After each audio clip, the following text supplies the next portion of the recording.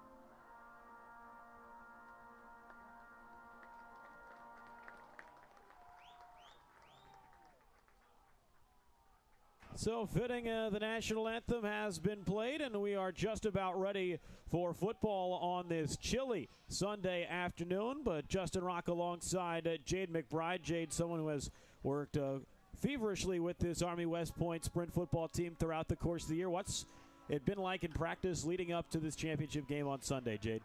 It's been super intense, a lot of working hard, a lot of offense, defense. So defense really takes pride in everything that they do. So our drills like tone setter, 7-on-7 have been super intense, super competitive. You know, our DBs, linebackers, D-line really take pride in it. It's really like we've been playing the Army-Navy game every single day at practice, and our offensive line and our offense have been, you know, basically perfect, no balls dropped, just like having a perfect game in practice. So I'm really excited to see the boys get out there and practice everything that they preach at practice every single day.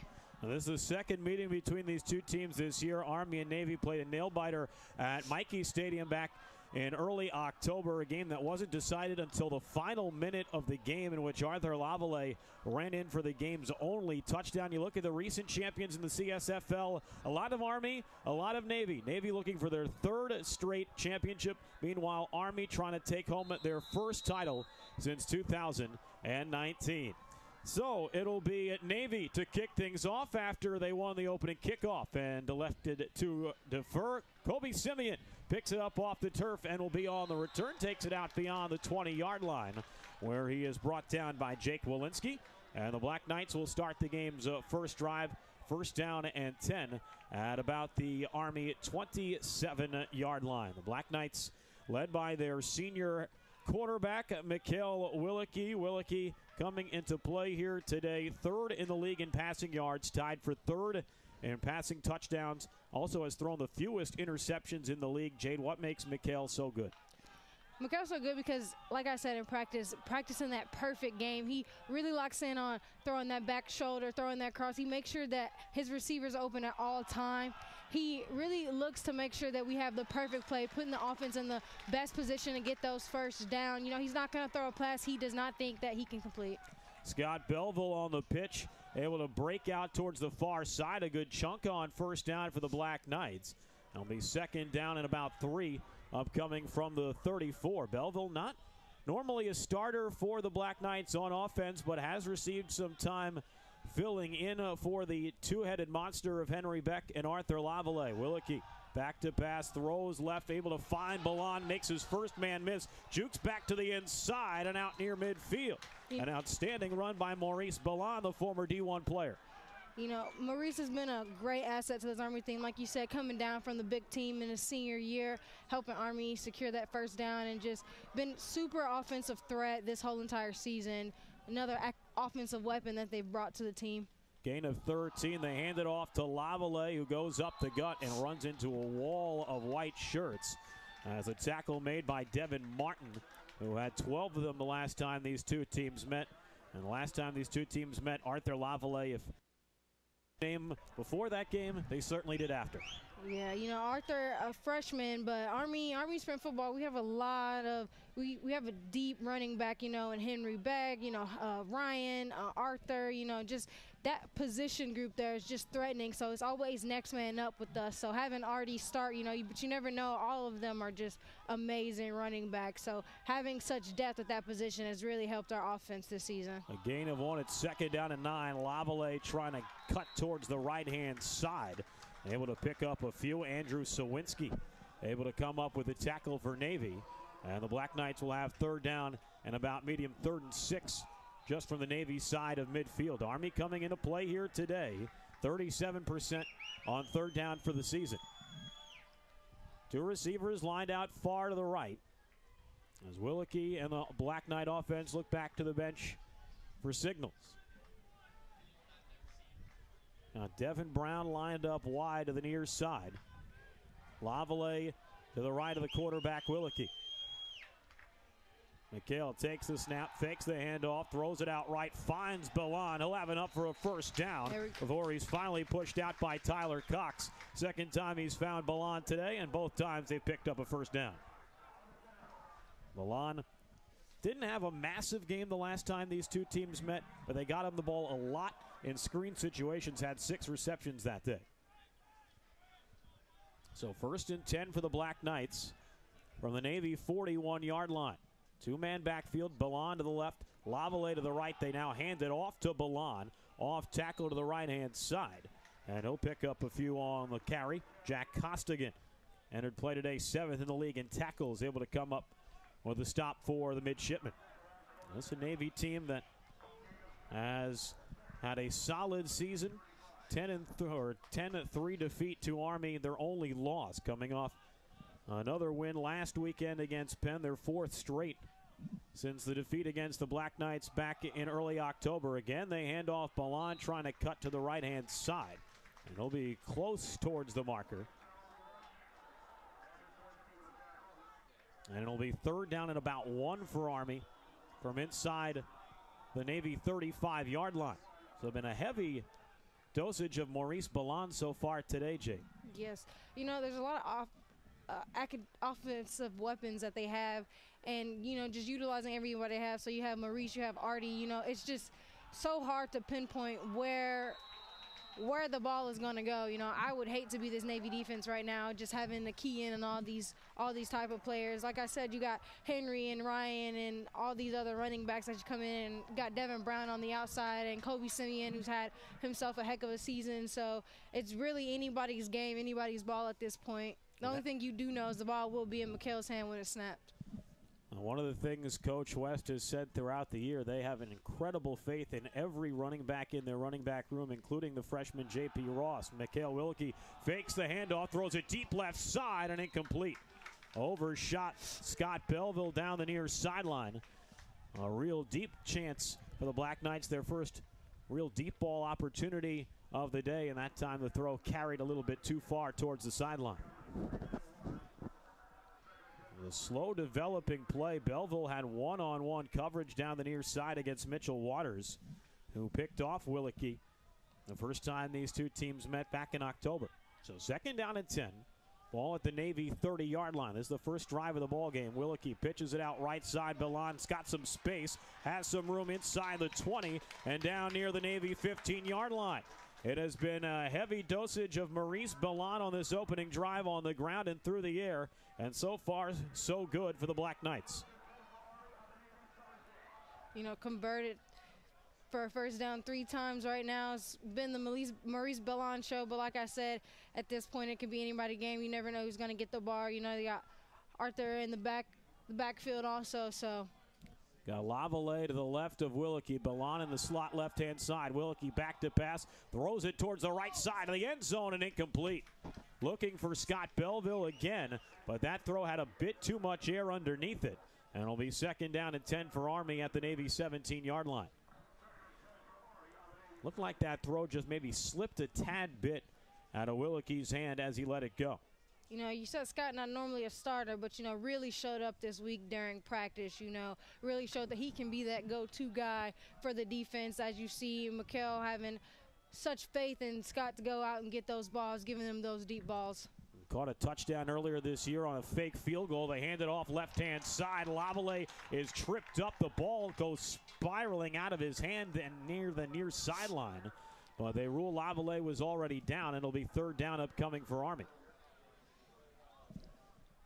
3rd down and long, about 3rd and 9 or 10, still at around the Navy 17-yard line. Both these teams, a low-scoring game, as you mentioned, was 3-3 until the final minute of that game at Michie Stadium back in October, although the weather that day a little bit different than what we're witnessing here today. Sunshine, a little bit chilly. That October day, torrential downpour at Michie Stadium. Lavallee to the left of Willicke, who stands in shotgun. And a whistle before the snap, and it looks like a timeout will be taken by the Black Knights. That is their first charge timeout here in the opening half. So the Black Knights, with 2 timeouts remaining, will stay right here with 9:18 to go in the first quarter. But, Jay, this is a big play upcoming for both the Army offense and the Navy defense. What do you think the offensive coaching staff trying to draw up here to try and convert on 3rd and long?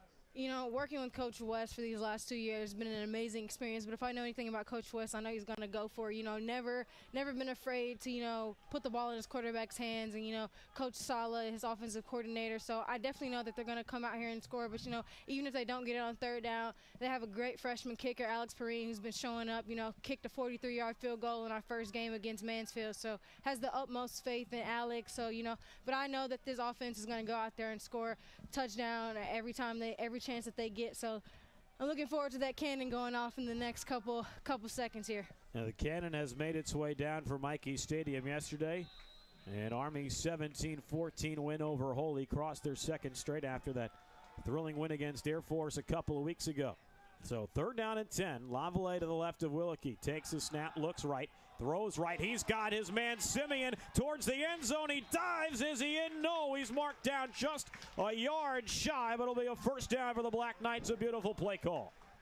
Beautiful call by, and like I said, Mikkel's not going to throw a ball that he doesn't think he's complete. You know, Kobe Simeon, one of the top receivers on the team all season long. So, you know, like I said, have utmost coach and Coach Sala, the right flow call, found his man, and, you know, going in for the touchdown right now.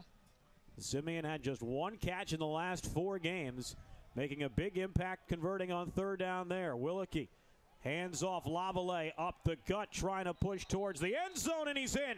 Arthur Lavallee, a 1-yard Army touchdown run, and he picks up right where he left off the last time these 2 teams met at Michie Stadium. And with 8:40 to go in the first quarter, Army leads 6-0 on Lavallee's league-leading 7th touchdown of the year. You know, for our freshman, you know, Arthur really showed up for this team, you know, very influential in that Army-Navy game, you know, scoring that touchdown with like the last 6 minutes. I was up in the box, you know, losing my mind. So, you know, I'm so happy that Artie was able to converge. And like I said, Alex Perrine the whole game. Perrine on the extra point attempt. It is up and good. He is the only player in the league with 20 or more point after attempts to nail every single one this year. And the Black Knights, well, Jay, the prognosticator over here, called the cannons getting fired off, and in short order, they have indeed been fired, and Army a 7-0 advantage. You know, I think that's more so my faith in my team and watching them come out and practice every day, just the mentality of Coach West and, you know, the pressure that he puts on his guys, but like good pressure, you know, this whole entire week, you know, it's been Beat Navy week. Everything has been locked in, focused on Navy. And if I know anything about Coach West, I know that he's going to come out here and he's going to win a football game. Black Knights looking for their first title since 2019. Coach Mark West, a retired lieutenant colonel in the United States Army, a former quarterback of this Sprint football team, has won 5 titles at head coach. But his counterpart on the other side has been marvelous as well, Major Alfonso Matus. This is his 3rd season as head coach at Navy. He is 22-1. His one loss coming earlier this year against the Black Knights, winners of each of the last 2 CSFL championships. Navy on the return, a short kick picked up off the canvas by Margiotta, and he's finally met right at about the Navy 30-yard line. And Brandon Atwood and the Midshipmen will take the field for the first time this afternoon. That's something Army did really well against Navy the first meeting. The weather had a big impact in that as well, but Margiotta, one of the league's best receivers, only had 1 catch in that game. Yeah, you know, our DBs are super good, super aggressive, and I think, like you said, the weather had a big impact. It wasn't a big throwing game for either quarterbacks. A lot of stuff that was happening on the ground, a lot of use of the running backs and everyone else. Tyler Messina will motion into the backfield. Atwood in shotgun. Atwood takes the snap, looks near side, now throws over the middle, and it's at the feet of Kai Sasaki, who you just saw his name flash across your screen. Sasaki, one of the intriguing stories on this Navy team, has developed into one of their most, if not their most, consistent wide receiver all year, coming into play today. 2nd in the league in receiving touchdowns, top 10 and receiving yards. Not too bad for a guy who spent the first 3 years of his college career as a long stick midfielder on the Navy men's lacrosse team. A lot of great athletes on both sides. Margiotta takes the snap. He's going to pitch it to Atwood, the quarterback, and Brendan Tierney is there to meet him. Navy going into their tricks, trying to catch Army off guard with the wide receiver Margiotta taking the snap. But Brendan Tierney, who played outstanding against Navy the first meeting, was ready on 2nd down. It'll be 3rd and 7. Tierney just reading that beautifully.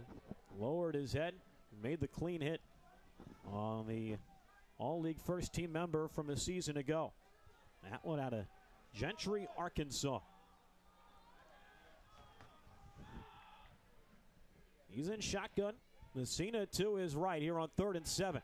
Atwood back to pass, now scrambles forward, and he's going to be hit. Mason Goulet put the lick on Atwood, and the Black Knight defense, after Army scores on the game's opening drive, looks like they have Navy situated to go 3 and out on their first possession.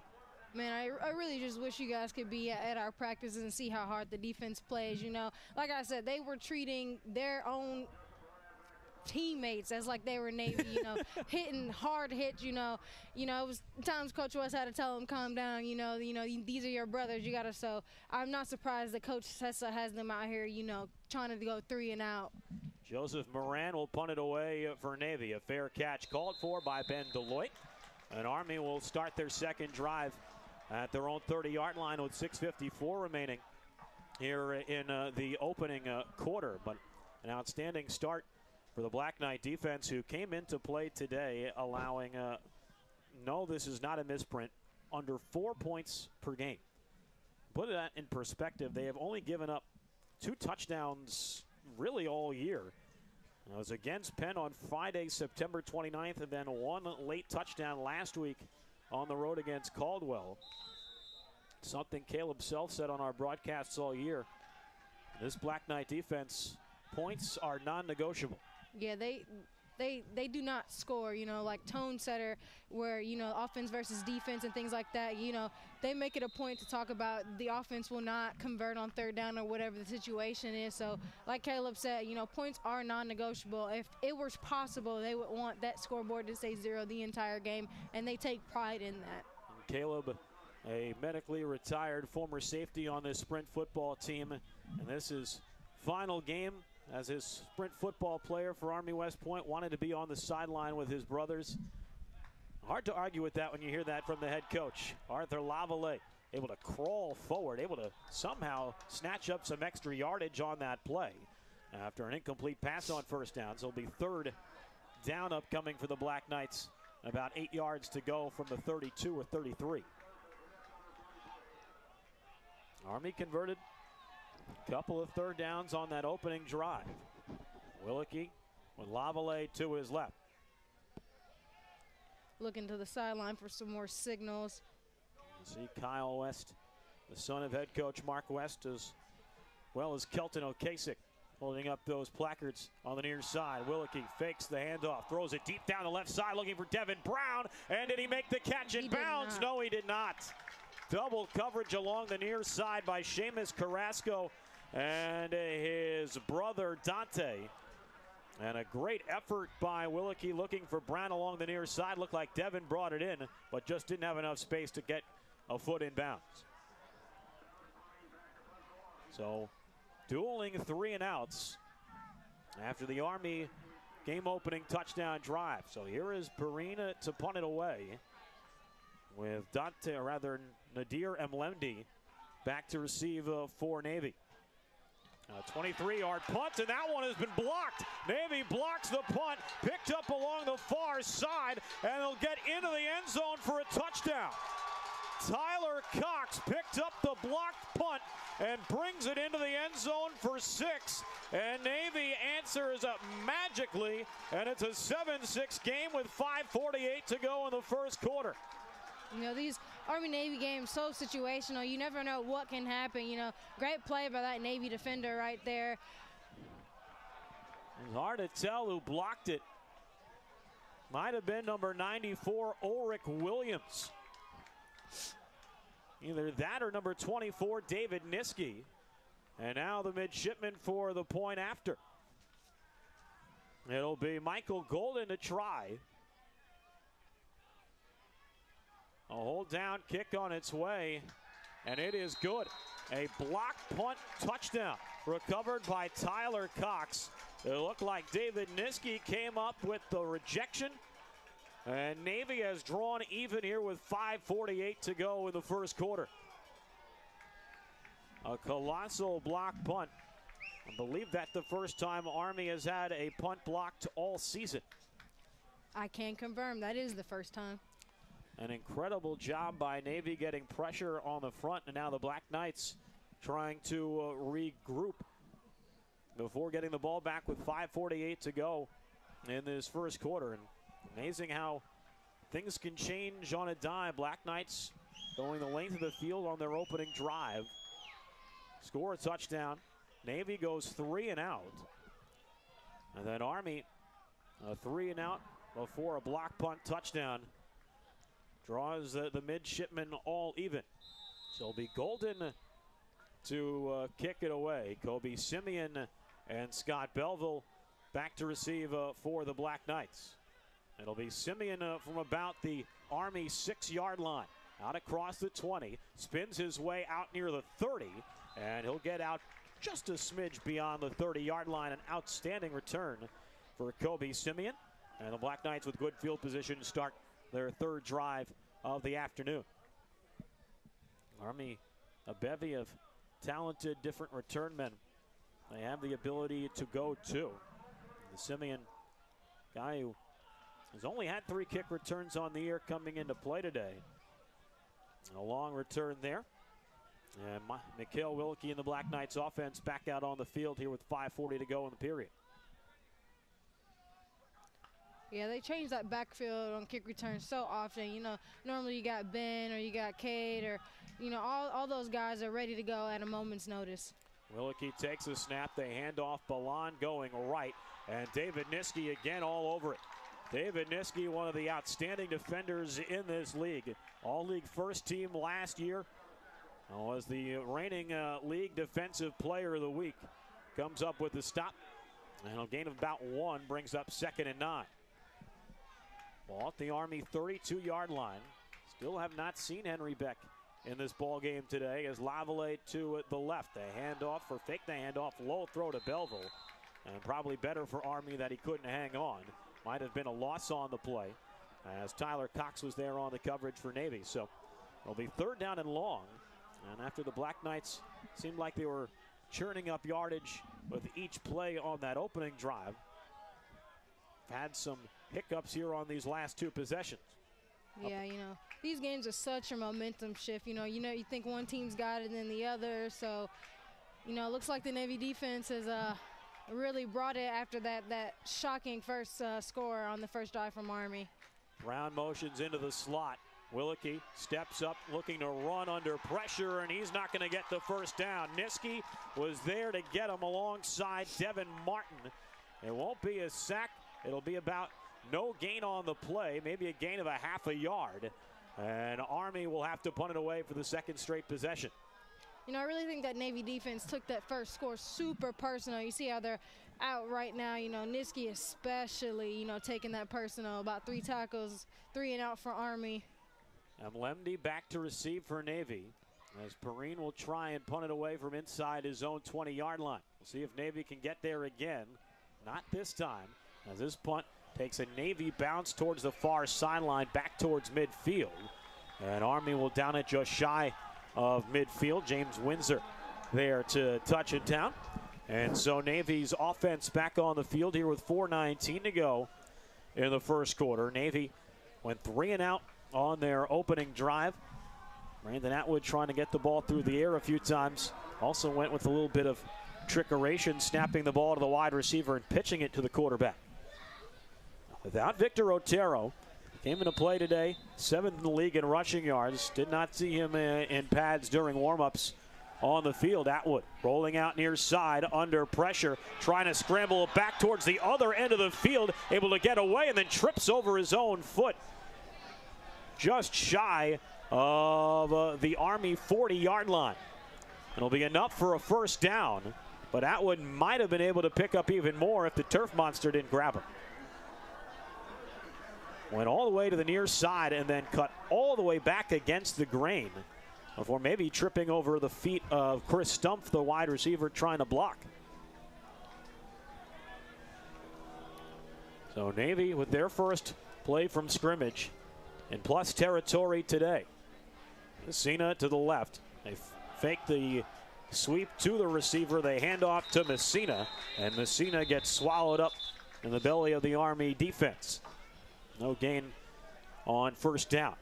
Messina didn't get a whole lot of run in that first meeting, had just 3 carries and 1 reception.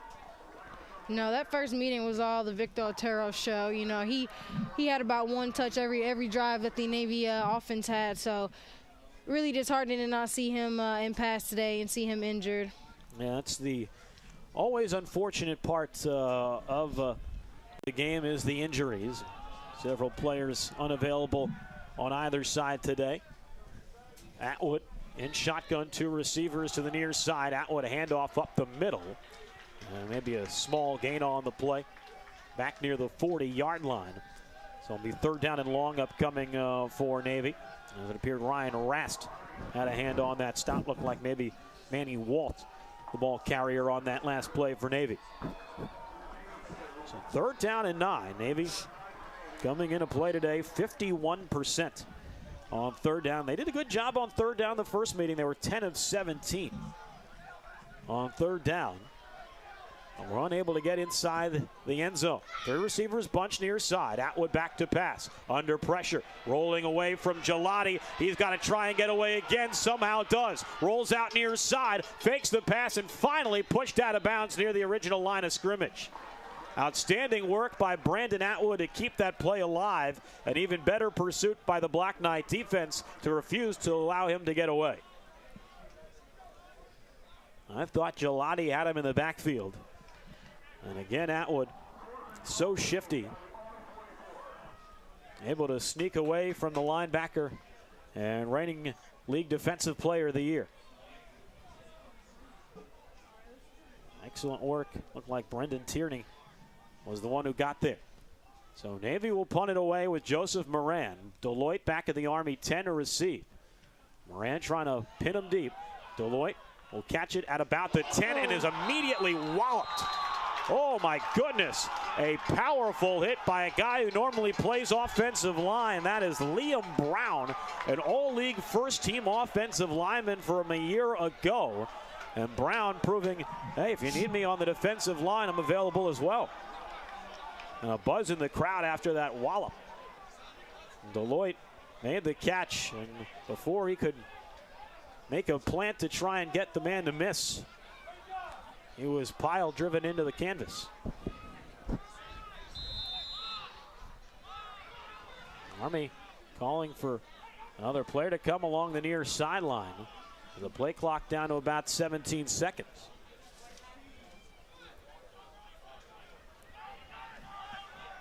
Willicke in shotgun, Balan in motion.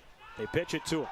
Over to the far side, Balan trying to get the corner out across the 20. I think he got it. He should be right by the first down marker at the very least. It'll be 2nd and 1, and that's exactly what it'll be. The Black Knights making a concerted effort to get the ball to Balan in space so far this afternoon. Yeah, they all game they've been trying to get Maurice, open it up for him, because once those legs get moving, he's not stopping. In high school he was a state championship, won a state championship in track, so you get him open in space, and I don't think the Navy defense has anyone on their team that can catch him. Well, Balan, a guy who was on return duties at times last year for the big boy team, as Coach West calls him, as Lavallee up the middle. And that'll be enough for an Army West Point first down. And the Black Knights move the chains on their 4th possession. Navy certainly loaded up the box against Lavallee today after he scampered for a career-high 124 yards against the Midshipmen about a month or so ago. Yeah, I think they're keyed into Artie this time, not giving him that much space, really hoarding the box for him. Hasn't really had that much of a time running.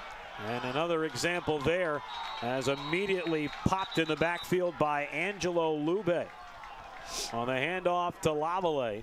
Likely to be the final play of this first quarter. And indeed, it will be. An exciting first 15 minutes here from Shea Stadium. Army West Point, a touchdown on their opening drive. Navy answering with a blocked punt to tie the score. 7-all at the end of one here from Shea Stadium on the CSFL Championship on Night Vision from YouTube.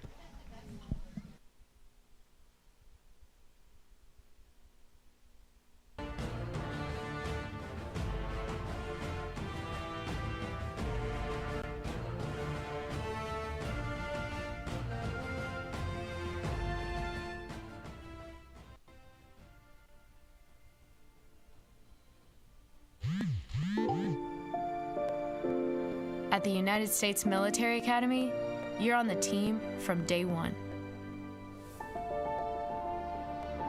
A team where people are the #1 priority and winning matters. A team of scholars, athletes, and leaders, each striving to become all that they can be. Are you ready to join our team? West Point, where leaders are made. Back here for the start of the second quarter alongside Jade McBride. I'm Justin Rock. Army and Navy in the CSFL Championship game. Tied up at 7 apiece. Army 2nd down and 11. Ball at their own at 21-yard line as they swap directions. A screen pass out to the far sideline. Swallowed up by the Navy defense. Not much room to run out in that direction. Scott Belleville was the man who made the catch. But no gain on the play, and it'll be 3rd down and 11 upcoming for the Black Knights. And something Army did a lot in that first meeting, trying to use that screen game.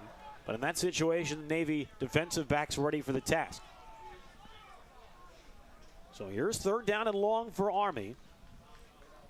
Converted quite a few 3rd downs already today. Willicke back to pass, throws near side, able to find Simeon. Simeon able to make his first man miss, hit by Carrasco, and will be brought down, but not before he has enough for an Army West Point first down. Again, Kobe Simeon, the intended target to convert 3rd and long for the Black Knight offense. Like you said in the last couple games, Kobe has not seen a lot of the ball, but, when it's time to make a big play, he's not one shy to come up for Army. Guy who's been around great talent his whole career. In high school practices, a receiver was going up against Texans cornerback Derek Stingley. So a handoff to Lavallee, able to get the corner out to the far side and able to scramble out near the first down marker. One of the best runs so far today for the freshman from Louisiana, Lavallee. And it'll be yet another Black Knight first down. Actually, rather second down, excuse me. Seth Brown back at quarterback. And Seth Brown, guy they have shuffled in every now and again. They certainly did that the last time these teams met against Navy and had some big moments in the championship game against Navy last year in Annapolis. Brown's going to keep it himself up the middle. And brought down by number 37, Devin Martin. Enough for a first down, too. And that'll be enough for a Black Knight first down. And got to be such a great benefit for the Black Knights, Jay, to have a guy like Willicke who can sling it, than someone like Seth Brown who is so multifaceted. Oh, yeah, it completely opens up and changes the offense. Like I say, you know, always having those dual threats. You know, Army's so deep at every position that they have. You know, this season has been riddled with injuries for us, but it's always the next man up. So having Mikhail who can come out and sling it, and then Seth who's not afraid to put his feet on the ground and, you know, put his body to the test. I saw Cody Lominack not in pads earlier today during warm-ups, along with Trey Batson for the Black Knights, as a whistle.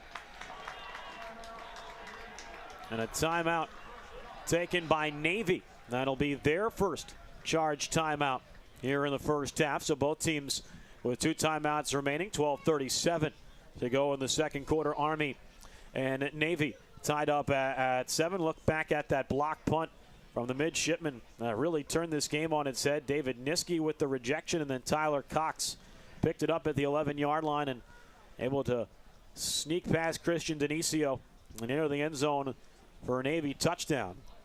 And the series between these two teams has always been tightly contested and always a bit of a topsy-turvy nature. Last year in the championship game in Annapolis, Army jumped out to a 14-0 lead before Navy stormed back to take the lead. Army tied it before the Midshipmen one last touchdown to come away with the victory. And somewhat similar to how the game shook up at Michie Stadium back in October. Navy out to an early advantage. Army drew even. It wasn't until the final couple of minutes that Army was able to put together that game-winning touchdown drive, punctuated with a huge hit by Jonathan Abrahams on that final Navy offensive possession in the final 20 seconds. So Seth Brown will remain at quarterback after the timeout. I wonder if that's a big part of what Navy called timeout about, and how to reconnoiter their defense with a dual threat in under center. Brown flings it deep down the near sideline looking for Belleville, and this time he brought it in. What a catch by a diving Scott Belleville at the Navy 20-yard line. You know, Scott's playing for more than a championship right now. You know, his father's back home sick. He's probably watching on the screen. So, you know, there's a lot more out there than just a ring for Scott right now. So I'm glad to see that, you know, he's getting some touches on the offense and he's in this game. But like I said, at practice, he's been at practice, you know, showing that he deserves that starting spot. And once again, you see why. And what a play by Navy to answer. Devin Martin immediately jackknifes Arthur Lavallee in the backfield on first down. Well, let's go back to that great throw from Brown to Scott Belleville. Led him perfectly past Mitchell Waters.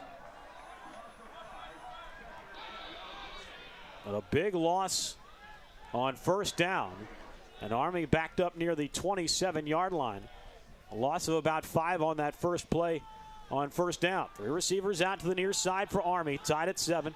Inside 12 minutes to go in the first half. They hand off Lavallee up the middle with Willicke back under center. And hit there by Angelo Lube. And it'll bring up third down and long. But you mentioned Scott's dad, a USMA alum. Had a chance to meet him after the last home game, senior day, here at West Point. Another torrential downpour game. A game where Army obliterated, I should say, St. Thomas Aquinas 43-0. 3 receivers out to the near side for Army on third down and 14. Ball at the Navy 27. And a whistle before the snap. And it'll be a timeout taken by the Black Knights. And Mikhail Willicke didn't seem overly thrilled with that call there. Looked back towards the sideline with his hands raised. But a timeout taken by Army, their second. And they have one timeout remaining for the final 11:02 in this first half. But Army and Navy tied up at 7 aside. Navy still with 2 timeouts remaining. Great crowd on hand here at Shea Stadium despite the nippy weather here at West Point, New York. Right now here at Shea Stadium, temperature 41 degrees. We'll feel more towards the mid-30s. Really starting to feel like football season around these parts.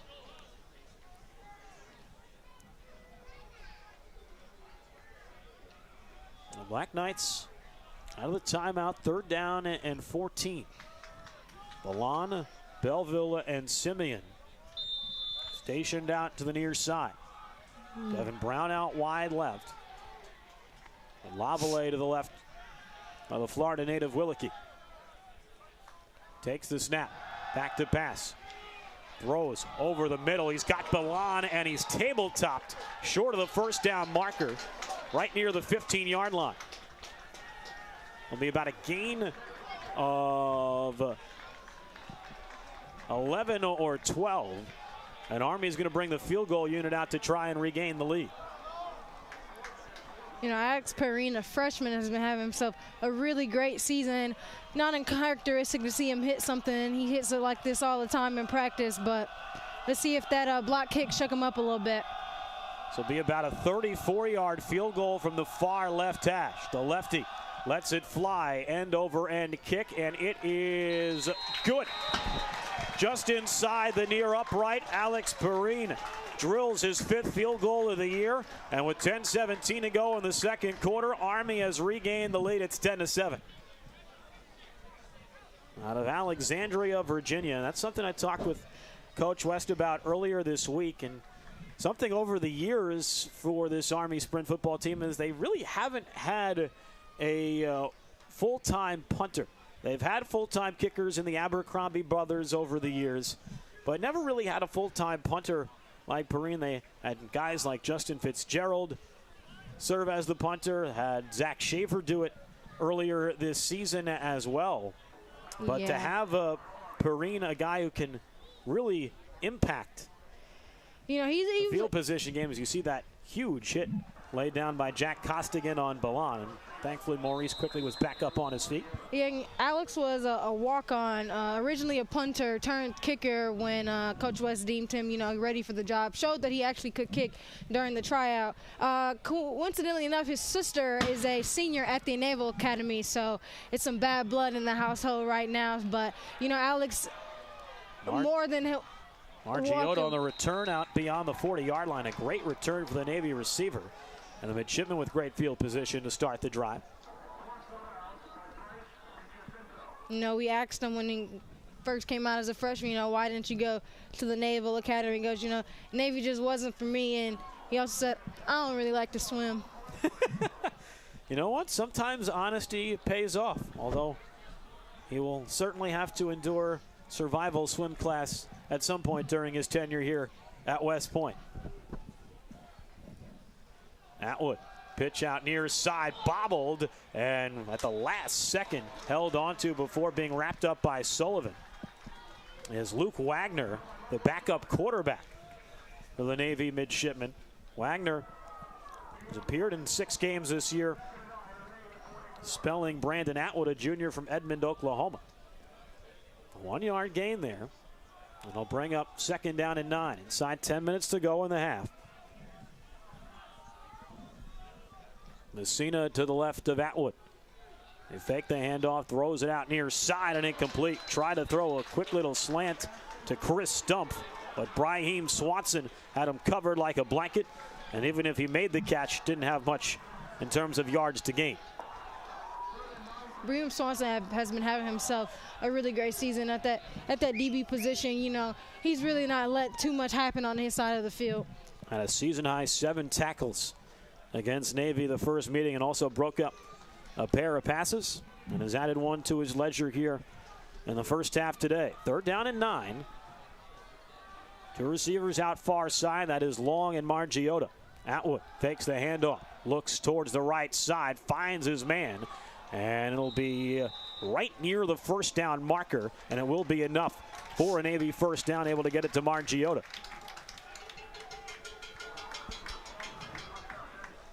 You didn't see too much of this the first time the Army-Navy met. You know, Army really swallowing up Navy on the third down conversions. Navy able to move the chains. First down and 10 just on the Army side of midfield. Two-man backfield, Walt to the right. They hand it off to Walt, and Walt gets steamrolled by Dionisio after a gain of maybe 1 or 2. Walt did not play in that first meeting against Army. Sophomore out of Las Vegas. As a matter of fact, had not played the last 5 games for Navy. As a matter of fact, last appeared in the game against Mansfield back on September the 29th. The 34 in white, navy, and gold. Second down and 7 at the Army 44. Atwood. Rolling out right-hand side and is spilled. Ryan Raston, Dionisio over there again. And it'll bring up third down and manageable for Navy from about the Army 40-yard line. And something that Atwood can do so well. So turn agile something on into his nothing. feet. Something Coach West talked about earlier this week. Was grateful that Army played Caldwell last week on the road. A very gritty quarterback, and Mark West said it was great preparation to play a guy like Brandon Atwood, who is just so incredibly difficult to wrap up and bring down. You know, Atwood. the games we've played recently, you know, we haven't really had any quarterbacks like Brandon Atwood, who's so agile on his feet, such a dual threat, can sling it, can run. So that Caldwell game was great preparation, but also just in practice, you know, putting in, you know, Seth and Kyle in to simulate what we would see when we got to a quarterback like Brandon. And Job Long able to make the play for a first down along the near side for Navy. So first down and 10 for the Mids. The Army at 35-yard line. Atwood with Messina to his right. Throws it out near side. And not much doing on that play for Kai Sasaki. Maybe a gain of about 5 or so. They'll bring up second down upcoming for Navy. Midshipmen been very content to pick up yardage in small bunches here on this drive. 3 here, 4 there. Yeah, this is what you're used to seeing in these games like this, like super long drives, you know, 2 yards here, 4 yards there. Nothing too crazy like slinging the ball on the first drive. It's very characteristic of a low-scoring game. Atwood. Handoff Messina up the middle. And as he gets towards the second level, brought down by Weber Carsey. And he'll bring up third down and 1 for Navy. Ball at the Army 26-yard line. Navy certainly within field goal range. Michael Golden, the longest field goal of the year in the CSFL. Drilled a 52-yarder against Cornell. Right now would be about a 43-yard try, but they're looking to convert. Jumbo backfield. They pitch it out right side to Manny Walt, and he is toppled by Brandon Tierney. But it looks like it will be enough for a Navy first down at about the Army 24-yard line. So just barely enough. Good penetration by Army off the far side. But Walt able to jackknife himself enough yardage for the first.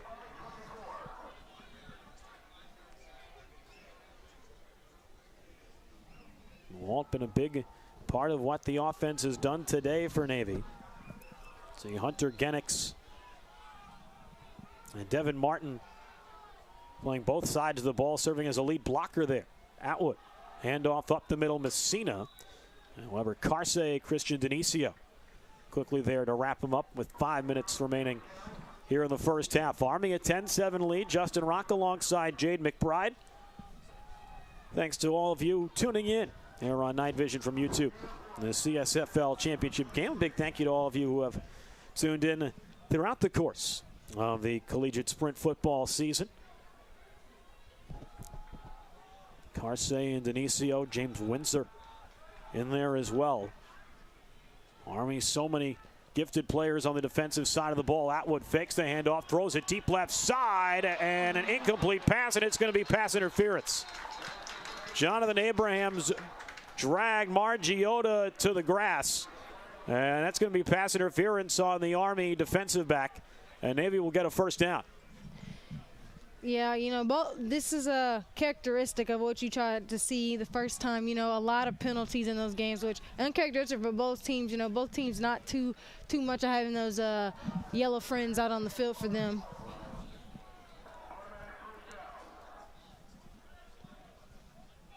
Margiota tried to adjust to the underthrown ball, and as Abrahams tried to corral him in, grabbed too much that white penny and pulled him to the ground.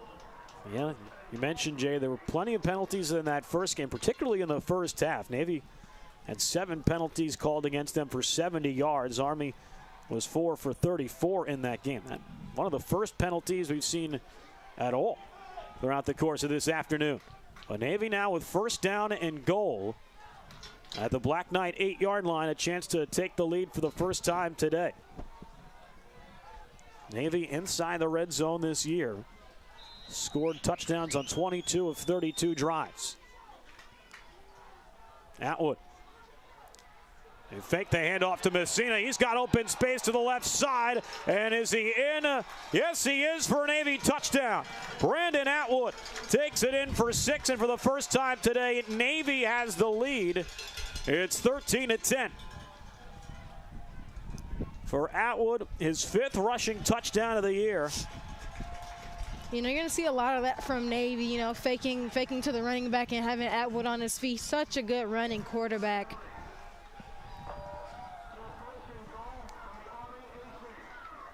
I think they're going to go for 2. I think they called a penalty on that play and backed them up. I think they called a holding penalty on that play, and instead of a first down, or rather a touchdown for Navy, it is first down and goal back at the 18-yard line. So what a massive turn of events, as instead of a go-ahead touchdown for Atwood, a holding call has the play brought back. Fake handoff, and instead they throw for it. A fake handoff and open in the end zone for 6 is Hunter Genix. The first receiving touchdown of his collegiate career.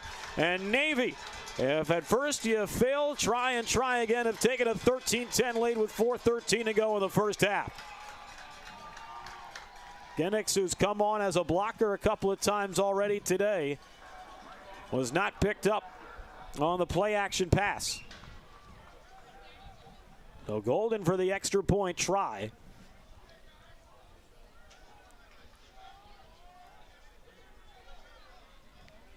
And it is up and good.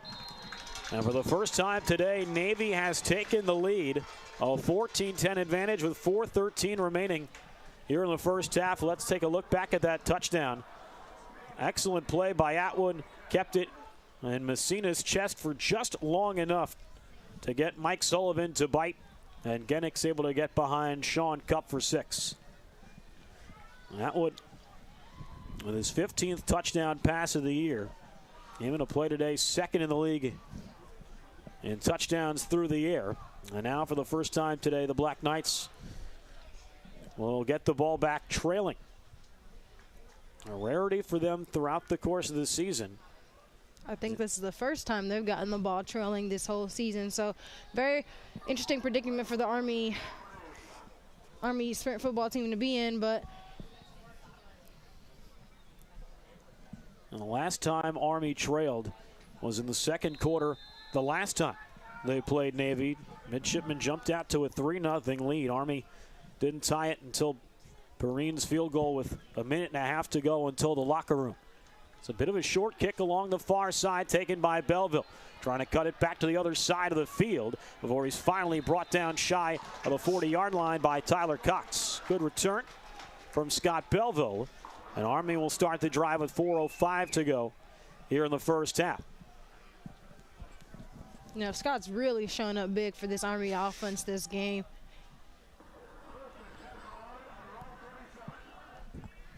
great to meet Scott's dad a couple of weeks ago after his touchdown on that fake field goal against St. Thomas Aquinas. Great fake, helped put together by Matthew Tilley, who was the man who hit Belleville along the near side. So here's Willicke back in the game at quarterback, steps up in the pocket and able to pick up a few yards before he is spilled by Jack Costigan. First time we've really seen Willicke bring the ball down and scramble. Not much doing on that play. It'll be 2nd down and 10. You know, not really his game, more of an in-the-pocket quarterback, but when time comes, you know, he's going to do what he needs to do to put his offense in the best position possible. And a Tampa, Florida. They pitch it out near side. First touch today for Henry Beck. And he's out near the 40-yard line. A short gain will bring up 3rd down. Beck coming off a game last week against Caldwell where he reached the end zone. Entered play today, 2nd in the league in rushing yards and tied for 3rd in rushing touchdowns. You're going to see a lot of different looks for Army. You know, you got Henry Beck, Arthur Lavallee, Maurice Ballon, you know, and that running back position is so deep for them. You never know. You might. It'll be 3rd down and 7 at their own 40. Willicke throws it along the near side and a miscommunication. He was trying to get it to Kobe Simeon. Simeon was located closer to the line of scrimmage. Willicke imagined Simeon was going to go a fly pattern along the near side. And instead the ball sails out of bounds and Army will have to punt it away to Navy with 2:49 to go in the half. Looks like a miscommunication of signals there. You see Willicke walk over to his sideline and to his signal guys and ask them what was the miscommunication, you know, what was the call, because he obviously didn't see it. So Perrine will punt it away again with Lemdy back at the Navy 30-yard line. This a wobbling kick, but takes an Army West Point bounce and will be marked out of bounds at the Navy 24-yard line. So that is where the Midshipmen will start the drive with 2:42 to play here in the second quarter.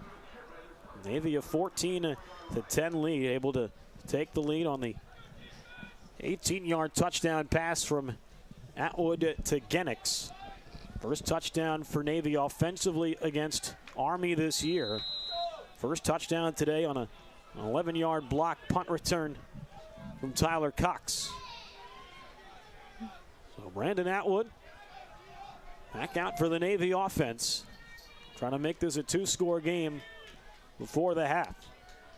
Atwood back to pass, steps up in the pocket. He's got plenty of room up the gut, continuing to move across the 45 and is finally brought down near midfield.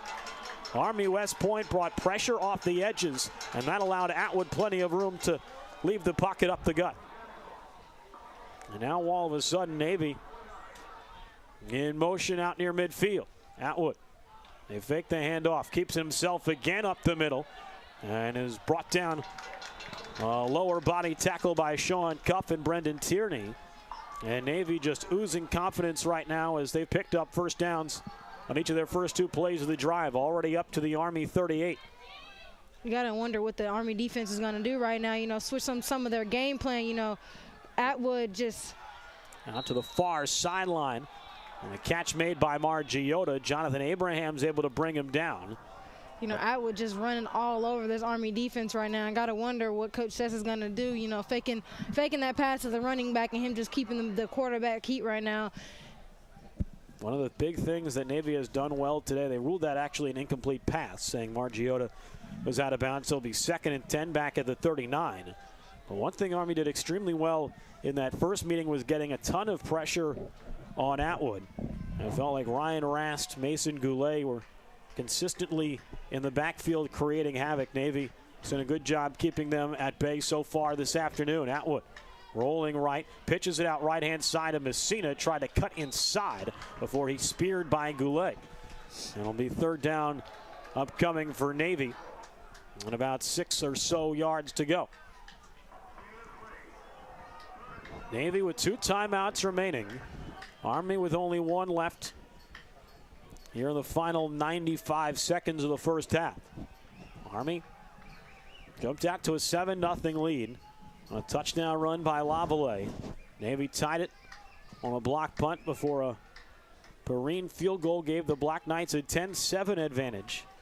The Navy marched back down the field to take the lead on a play action pass, and a timeout going to be taken by Navy with 1:13 remaining here in the second quarter. So Navy with one timeout remaining here ahead of 3rd down and 7 at the Black Knight 36-yard line. Navy has done a good job of keeping the Army defense on their toes so far this afternoon. Heavy dosage of play action and play fakes. Army West Point got to be ready for really anything Navy could throw at them on this play. That play action has been vital for what Navy's been able to do on offense so far. Yeah, they're so threatening at every position that they have right now, and especially with the use of Brandon Atwood right now. You know, you never know what to expect. Last time, you know, they thought that he was going to, you know, run the ball, and then you had that fake opened up wide for, you know, the receivers. So, you know, Coach Tessa right now, it's kind of do or die for the Army defense with the 1:13 going. So out of the timeout. 73 seconds to go in the half. Atwood back to pass. Pocket beginning to collapse. Rolling right, trying to evade the pressure. Tries flipping it forward and incomplete. Looked like Job Long was the intended receiver. Bodies continue to hit the deck with a little scrum out by the end of that play, but no flags. And it'll be 4th down upcoming for Navy. Great pressure from the Army defensive line when they needed it. Ryan Rast, Mike Sullivan is the man who had his arms wrapped around the waist of Atwood as he let go of that football. So Navy with 1:05 to go. Going to break out Joseph Moran and try and pin Army deep. Moran out of Fort Wayne, Indiana. Entering play today 3rd in the league in punting average. He's back at about midfield. Deloitte set to return for Army. Moran. Good spiraling kick. Takes a bounce in Navy's direction towards the Army goal line. And will be down there by Angelo Lube with 53 seconds to go in the first half. So a great punt by Joseph Moran is down at the Army 4-yard line. So the Black Knights trying to go 96 yards in the final 53 seconds of the half. Or could conceivably try and sit on it. However, we'll note that Navy won the opening coin toss, deferred it to the second half. So the Midshipmen will get the ball after the second half opening kickoff. You know, Coach Rush practices and practice, you know, we do 2-minute drill, 1-minute drill, you know, getting down the field in less than 1 minute. So this is not something that the guys are not used to, but it's different when you're not playing against your own defense. Willicke in shotgun. They hand it off to Henry Beck, who slams up the gut. Picks up a small chunky yards on first down. The second down at about the 7 or 8 yard line with under 40 seconds to go. About a 6-7 second difference between the game clock and the play clock. So in theory, Army would really only need to run one more play to close out the first half. Both teams with one timeout remaining. It seems like the Black Knights content to just head back to the locker room, trying to avoid any potential disasters deep inside their own territory. Take the snap, hand off up the middle again. It's Beck trying to shake a few defenders before he is spilled by Mitchell Waters. And that'll take us to the end of the first half. It has been a back and forth first 30 minutes here at Shea Stadium. Each team has held the lead at least once as we head to the locker room at halftime here from Shea Stadium. It's the U.S. Naval Academy Midshipmen 14 and the Army West Point Black Knights 10. Don't go anywhere. We've got more coverage coming your way. You're watching the CSFL Championship game on Night Vision from YouTube.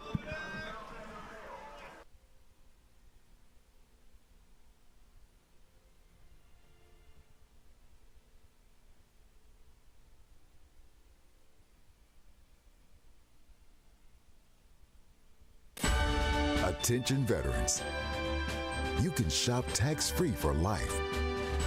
Come home to your military exchanges for tax-free shopping, exclusive pricing, and free shipping options. 100% of earnings go back to military communities, keeping today's military ready and resilient. You served, you sacrificed, you earned this benefit. Visit shopmyexchange.com/vets to shop and save today.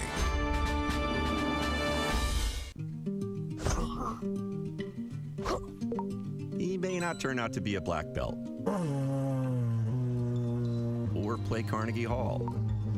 He'll take the chicken fingers. But with the money you earn from your PenFed checking and savings accounts, He's growing up. Look at him. your goal of supporting his dreams will always be worth it. I got it.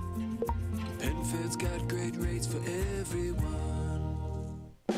So yeah, USAA, they always have my back. USAA? You were in the military? Oh no, I wasn't, but my grandpa was. He joined USAA, passed membership to my mom, then to me. There's other ways to get in? Yeah, my neighbor Ron, he's in because his wife served. Even little Luna, once she's born, her dad served. So all this time I could have had USAA insurance. And banking. Where's my phone? Over there. USAA, for the military community and their families.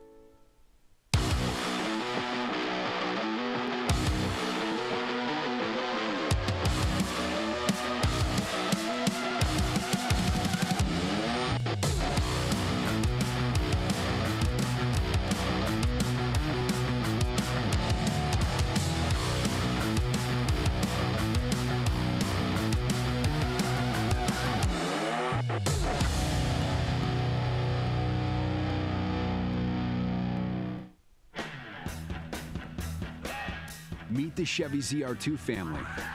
They'll never let you down. With features like DSSV dampers, MT tires, and an off-road performance display. When the going gets tough, it's a family you can count on. Introducing the Silverado, Colorado, and Silverado HD ZR2 family of trucks. USAA? Yeah. They have awesome rates on coverage for our car, home, and stuff. She has a lot of stuff. Dad. A lot of cool stuff, honey. But USAA also has banking, credit cards, and loans. Plus advice and other perks. Only for emergencies. Thanks, Mom. And it's all in one spot. So we know she's all set because we've got USAA.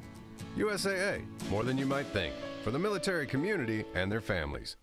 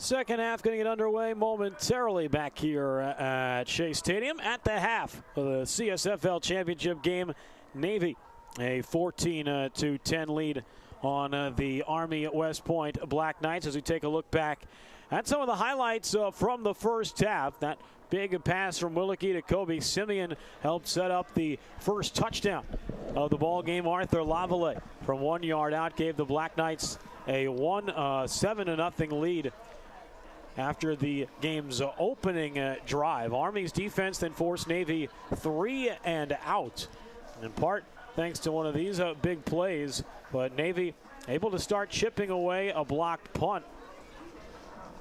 Helped get them back in this ball game and tied the game at 7 and really changed the momentum of this contest. Army went down the field in the second quarter, kicked a field goal to take a 10-7 lead. But it was Navy with the last score before the half. A play action pass from Atwood to Genix, an 18-yard strike, gave Navy a 14-10 lead. Going into the break, Seth Brown came in for a few plays. A quarterback for the Black Knights found Scott Belleville deep down the near sideline, and that helped set up that field goal drive towards the tail end of the first half.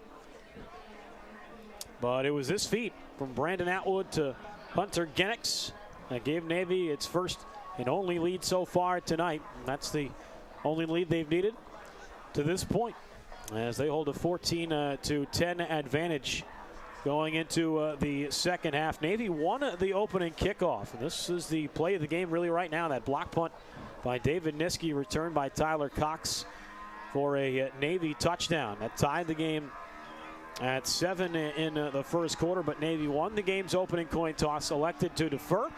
So the Midshipmen, leading by 4, will get the ball to start the second half. Alongside Jade McBride, I'm Justin Rock, so happy to be with you on this chilly Sunday afternoon. The 2023 CSFL Championship game. Army looking for their first crown since pre-COVID in 2019. Navy trying to make it a three-peat and send their head coach Alfonso Matus to a 23-1 record to start his coaching career. Margiotta will return from the Navy 9-yard line, and he's got plenty of space before he is upended by Mason Barrialt near the 40-yard line. Another excellent return from Andrew Margiotta, who has been a thorn in Army's side in the return game so far today, as Navy will start the first drive of the second half. Jade, looking at this Army team in the locker room, if you're Coach Mark West, what are you saying to the team to try and get the momentum back in their direction? Play our game. A lot of coaches make big changes to the defense, to offense. You know, I have the most faith in this team, and so does Coach West and his assistant coaches. So I know Coach Sessa probably made a couple small changes, keyed in on some players, keyed in on some things, but I think they're going to come in and do the same thing that they were been preaching in practice. You know, make a big tackle, make some big plays, and you know, continue to just hound Navy as much as they've been hounding us. Margiotta, the receiver, gets the handoff there, and a flag thrown at the back end of the play after a short gain. Didn't see many penalties in that first half. There was a holding call against Navy ahead of their go-ahead touchdown. Personal foul against Army. And that's going to be 15 yards added to the end of the play. And so an unforced error on the Black Knights on one of the first plays from scrimmage by Navy after halftime.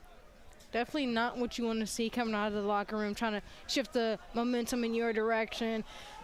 Ticky-tacky personal foul call, you know. Look at what happened at the tail end of this play.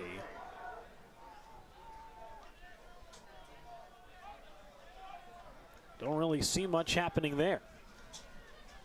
Regardless, Navy will have first down at the Army 37-yard line. Atwood fakes the handoff. He screens it out right to Genix, made the first man miss. And then Luke Gelati just forces him out of bounds by the Navy sideline. Didn't say Luke Gelati's name a whole lot in that first half. Navy did a good job neutralizing him, one of the league's best linebackers and the reigning Defensive Player of the Year in the league. Great first hit by Mason Barrialt Actually, rather, that was Brandon Tierney who put the hit on Genix first to slow him down. So it's actually a loss of a yard on that last play. Brings up 2nd down and 11. Atwood with Messina to his left. They fake the handoff to Messina. They throw it out left side. Finds Joe Blong. Made his first man miss before he's finally brought down near the Army 30-yard line. And it'll bring up 3rd down and short.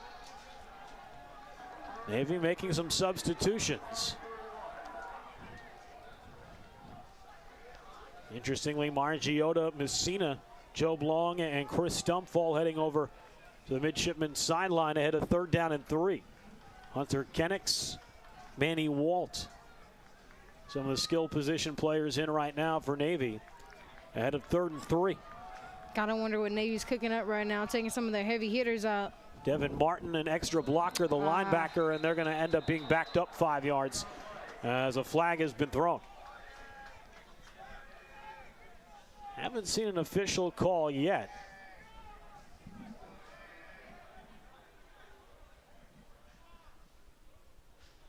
Didn't see a whole lot of movement.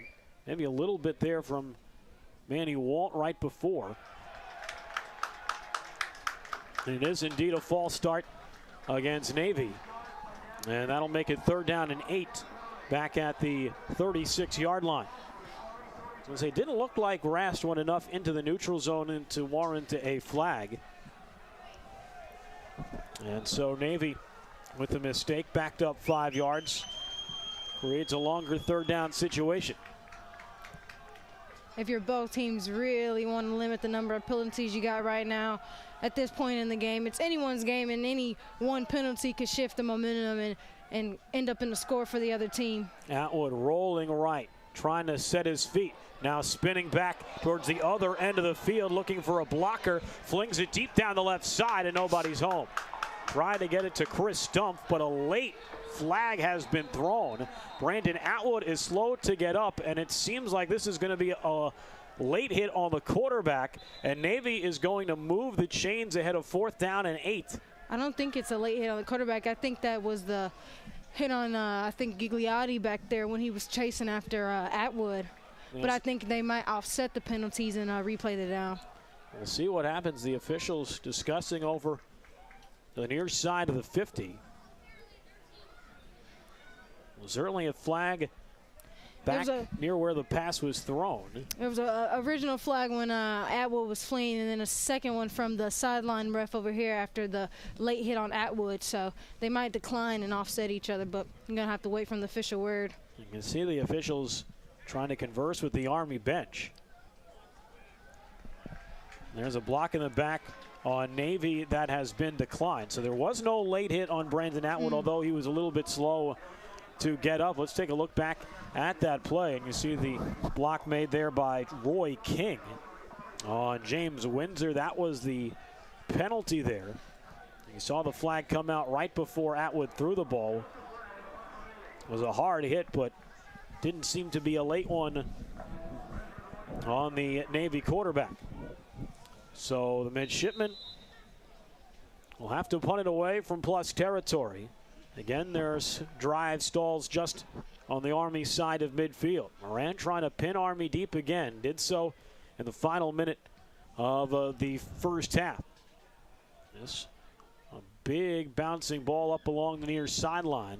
It'll take a Navy bounce and be down at about the 9-yard line. So another outstanding punt by Joseph Moran, trying to turn around a field position game, as James Windsor, a little bit gimpy as he walks off towards the sideline, was favoring one of his legs over there as he heads back to the Black Knight bench. So Army, their first drive here in the second half. Army went and marched down the field for a touchdown on the game's opening drive. But since then, I've had to settle for only a field goal midway through the second quarter. Willicke in shotgun. Lavallee to his left. Takes the handoff, throws it deep down the left side, and again, a miscommunication. Maurice Balan was in that general area, but the pass way beyond where his route ended up becoming. And it'll be second down for the Black Knights. Seen a few of those miscommunications with receivers over the last few drives. Gotta wonder what Coach Salas coming out and do against this Navy defense, who's really swallowed up Arthur Lavallee, who's been their most productive offensive weapon behind Alex Perrine this entire season.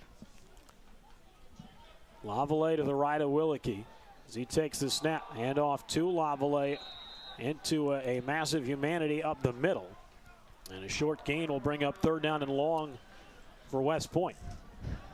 Navy has done a good job closing the gaps up the middle. Yeah, this has been the story of the Navy defense and the Army offense right now. You know, a lot of offensive weapons against Army, but, you know, seems like Navy's really did their homework right now and really limiting Lavallee's time on the ground. Devin Martin, another play in the backfield.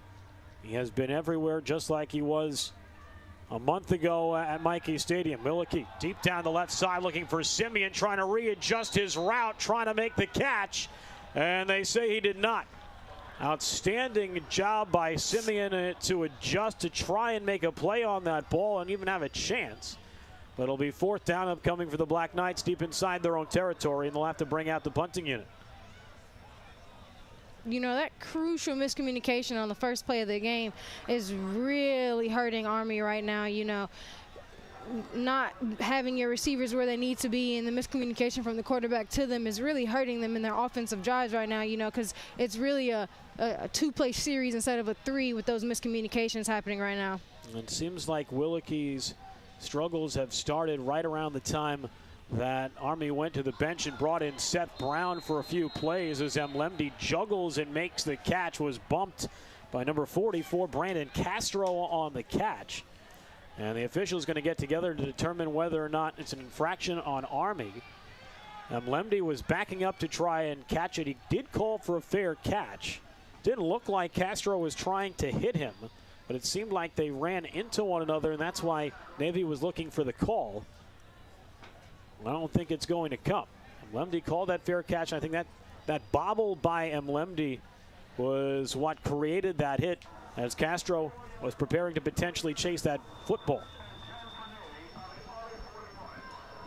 So a short punt, and Navy will start the drive in plus territory with 11:11 to go in the third quarter. The first down and 10 at the Army 41-yard line. Black Knight defense halted Navy around this part of the field.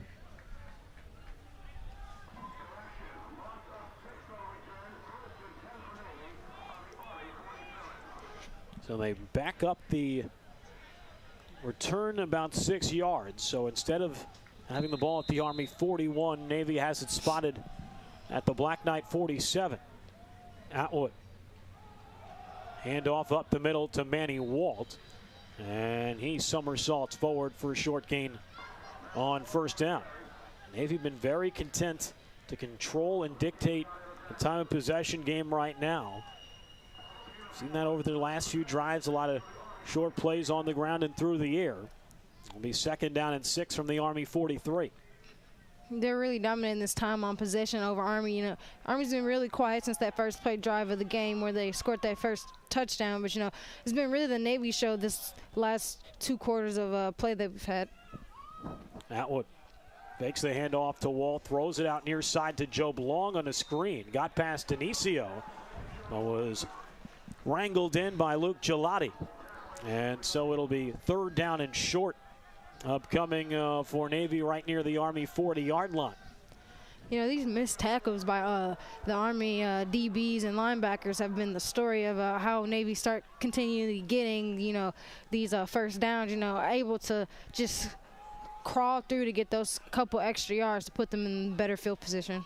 And that's been the difference right now. Navy's been able to make that first man miss. Army has not had that same sort of success since that opening drive. Atwood on third down, under pressure, throws over the middle. Wide open, Kai Sasaki tries to get past one defender and does it, is in for a touchdown. Kai Sasaki just would not go down. J.D. Sparks tried grabbing him from behind, but Sasaki is into the end zone for 6, and Navy has a 2-possession lead. You know, that play's so similar to the same play they scored that 18-yard touchdown on the last time. You know, fake the pass, you know, get two defenders to get in on Atwood, and then just wide open on the back end. Sasaki with his 6th touchdown catch of the season, the 5'5" senior from Hunt Valley, Maryland, who spent the first 3 years of his college career on defense on the lacrosse team. As the extra point up and good. And with 9:42 remaining in the third quarter, Navy has taken a 21-10 lead. To put that in perspective for you folks, coming into play here today, Army West Point had only given up 23 points the entire season. And Navy has put up 21 so far through the first 35-plus minutes here on this Sunday afternoon. And right now it's gut check time for the Black Knights. Going to get the ball back here with 9:42 to go in the third quarter. And Jade, it certainly feels like Army's offense needs to find a way to drum up some points on this upcoming possession.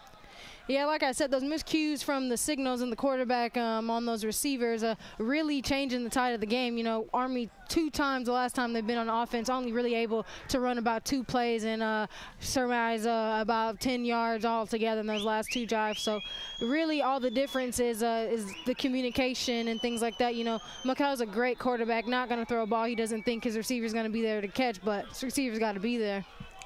Well, they Golden to kick it away for Navy, but the wind blows the ball off the tee, so Golden will reset it for this kickoff. So Navy scored the last 2 touchdowns to close out the first half, and the first score here to start the third quarter. It'll be Simeon on the return from about the Army 10-yard line, able to get past a couple of tacklers before he is swallowed up just shy of the 30-yard line. So Army will start first down and 10 at about their own at 27. Black Knights trying to find a way to turn the tide of momentum here on their second offensive drive after halftime. Really gut check here for Coach Sala and the Army offense. Try to muscle up something, you know. The way Navy's been hounding the ball and having those long offensive possessions, and then you come back and go 3 and out is not something that you want to see with, you know, 9 minutes in the game when on average, Navy's spending about 5 minutes on each offensive drive that they're having. Willicke with Lavallee to his left, motions out of the backfield. They throw it out near side to Lavallee and doesn't get a whole lot. Really well read by the Navy defense. As soon as Lavallee motioned out to the near sideline, there were a couple of Navy linebackers that started moving in that direction as well. Sort of hinted that Army was going to move and make the play in that general direction. You know, I think the difference between the Army offense and the Navy offense is, you know, you're for Navy, you're getting those second, third looks, you know, options. You know, with Army. The handoff to Balan, able to get past the first tackler before simmering himself after a short gain. And it'll be third down and long again upcoming for the Black Knights. You know, Navy's really been going to their second, third guys, third, fourth options. You know, Army here going with their first look, and it's kind of telegraphing what they're doing to the Navy defense and allowing the Navy defenses to collapse in on them and see another situation where Army might be going 3 and out here. Army desperately needing a first down, if for no other reason than the defense has spent too much time on the field since the start of the second quarter, trying to give themselves a little bit of a rest. Willicke back to pass. Lavallee blocking in the pocket. Willicke under pressure, throws over the middle and dropped by Simeon, as well as the defensive back Mlemdi. Willicke was hit as he threw, and he is still down in the West Point backfield. Not back something up you on want his to feet. see. Willicke with some words for one of the officials after that play, and had to be corralled by his freshman running back Arthur Lavallee. He saw the hit coming from behind, number 46, and he has a point to be made there. At the tail end of that play, looked like Angelo Lube caught him right by the hip. But no call against the Midshipmen, and Army will have to punt it away. 3 and out. A drive lasting maybe about a minute and a half, unfortunately, for the black and gold. So Perrine will punt it away. The lefty's low line drive kick dropped by Mlemdi and is finally brought down by Castro, who again was right there as the bobble happened. And Navy will take over first down and 10 at their own 35-yard line. Good punt coverage again by Brandon Castro, another former Division I player on this sprint football squad for the Black Knights. If you're the Army defense at this point, you have got to be exhausted, spending 5 to 6 minutes on the field at each time. And, your offense only spending about a minute. You got to wonder what the Army offense is going to do, to help their defense out, and what changes Coach Sala and McHale can be coming up with to figure out how we can get some offensive power going. The momentum since that first drive has been with the Navy offense. And if Willicke's able to continue, as you saw him on the sideline, drop back down to his knees after he got off the field. Clearly in a ton of pain, as Atwood just had to throw it away with the pocket collapsing. Yeah. Second down for Navy with 8 minutes to go in the third. He had something to be upset about, that hit coming super late, and having one Navy defender on his back and another one, kind of got clotheslined, folded like a chair there in that last few seconds of that drive that they had. Jake Walensky was the man that got there first before Lube finished him from the lower body. Tight formation for Navy. They fake the pitch to Messina. Atwood keeps up the middle. He's got some space before he is jackknifed by Brahim Swanson, slicing from the near side. But Atwood a big chunk, and will pick up a first down for the Midshipmen on the scramble. He has been so good on that scramble so far today. That's really also been a difference in this game. It feels like there have been a few times on offense Atwood has really just turned something out of nothing. Yeah, that has been the true difference. Like I said, Army's going with their first look on all of their plays. Navy's really pulling everything, the rabbit out of the hat right now, and it's such a difference. And making that first man miss has been all the difference between the Navy defense and the Army defense. Atwood. Handoff up the middle to Manny Walt, and Weber Carsey tornadoes him down by midfield. Manny Walt has certainly received plenty of carries so far today. 5'8" sophomore from Las Vegas, was a great high school athlete at Las Vegas High School before attending the Naval Academy Prep School. Was a 3-year football player, was also an outside hitter on his high school volleyball team, and ran the 100 and 200 meter for his high school track team. You see that a lot on the sprint football side of things with both these teams. A lot of really gifted athletes in multiple sports. Atwood flings it deep down the right side looking for Margiota, and he couldn't quite get it there. A bit too wide and out of bounds. Jonathan Abrahams on the coverage for the Black Knights. That's a good call by John, not trying to grab him or trying to do anything. Got that first PI call, making that smart decision to let him just run out of bounds and, let the ball do its job. Back to your question, there's a lot of 2-3 sport athletes on this team, like a lot of dual threat people. Brahim Swanson played quarterback in high school, originally tried out for the quarterback position too, but Coach West liked the speed, so kept him at that DB position. Maurice Bellon, national championship track athlete, and so there's a lot of dual threats and things like that on the sprint football team also. Atwood deep right side and nearly intercepted. Looked to be J.D. Sparks, who was there on the coverage, nearly coming away with his second career interception. Great recovery by the West Point freshman. It'll be 4th down and 7 for Navy at midfield, and they'll have to punt the ball away again. You see Sparks just barely missing coming up with the interception. Had a better opportunity to get that ball than Margiota. 6:24 to go. Navy will punt it away, trying to pin Army deep yet again. Moran has been a key factor in this game for the Midshipmen. This one angled towards the near sideline, and Deloitte will let it bounce. Takes another Navy roll, and will be pushed down right near the West Point 10-yard line. It's not going to be a big factor in your score sheet, but if Navy does come away with a victory here today, number 19 in white, Navy in gold, going to be a big reason why. He's done a marvelous job impacting field position in this game for Navy. Yeah, you know, the Army doesn't seem to be rushing on that, on those field goals and it will be Seth Brown at quarterback after Willicke took that hit at the tail end of that last drive. Brown had some good moments in that second quarter. We'll hand off to Lavallee. Sweeps it out to the far side left. And the ball comes out.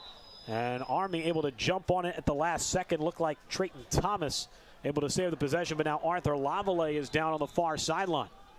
So in the last two plays, last two plays from scrimmage, Army's starting quarterback and starting running back have gone down. And the Navy training staff over to take a look at Lavallee, who is still face first on the turf. He was hit by three different Navy players just shy of the 20-yard line.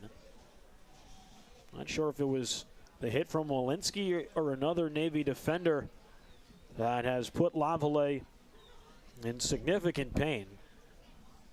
A man who might be the front runner for CSFL Rookie of the Year honors this season. He has been outstanding for the Black Knights, really emerged in that Navy game, career high performance in the second half, and most of his yards in the second half of that ball game. A guy who led the state of Louisiana in rushing yards last year. It looked like it wasn't really the hit from Walensky. It was the hit coming straight on towards his waist. Really did the damage as Lavallee being helped back up onto his feet. And thankfully able to walk off the field under his own power. Getting some help from the Army coaching staff. You can see very ginger as he strolls towards the Black Knights sideline. I talked about it earlier. Injuries coming into play. It's a factor in every sport out there, but certainly feels like it always is magnified more in American football. Yeah, you know, Scott Beville getting that start over Cody Laminette, who ended up hurting his shoulder in that Caldwell game. So, you know, but like I said, next man up, you see Seth Brown at quarterback after McHale took that hard hit at the last offensive drive. Henry Beck also in now as well as they pitch it out near side to Maurice Ballon. I'll set up third down upcoming for the Black Knights. Third down and about medium depth. We'll see if Army with Henry Beck and Seth Brown, the feature quarterback and feature running back, maybe a change in personnel, enough to maybe change up some of the play calls and catch Navy off guard. Great pitch there by Brown. Had Niski questioning which player to go after. See Dante Carrasco with the stop out of Germantown, Tennessee. Brother Seamus also on this Navy defense, and their older brother Ricky, U.S. Naval Academy class of 2021. Great lineages on both ends of the gridiron today in terms of the West Point and Navy histories. Brown drops back to pass and is swallowed up. The Navy defense coming through again. It looked like Devin Martin once more.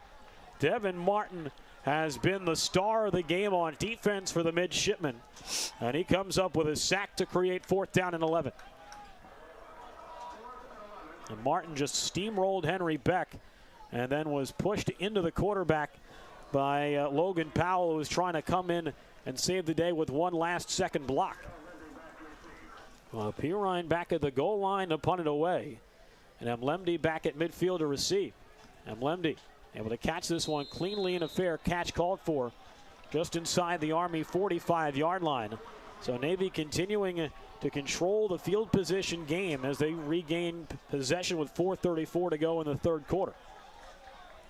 you gotta wonder, as I keep saying, you know, what is gonna be the showstopper for Army right now? Like, what are they gonna do to help them out offensively? You know, 3 and out, not great field position, not even converted on third down. I don't think they've converted on third down since that second quarter right now. So really in not a great spot against this this Navy offense, who's been steamrolling over the D, who's been out here for longer than the offense has had right now. And so I know that they're tired and they would love a break right now. Handoff up the middle to Messina. Ryan Rast immediately with the hit on the Navy running back. We'll bring up second down and long for the Midshipmen. And you have to give a lot of credit to the Army defense. They have done a marvelous job at limiting some of these Navy drives just inside Army territory. The Black Knights have not been able to change the game around in terms of field position. Part of the reason why Navy's been able to score is short fields over these last few times with the pigskin.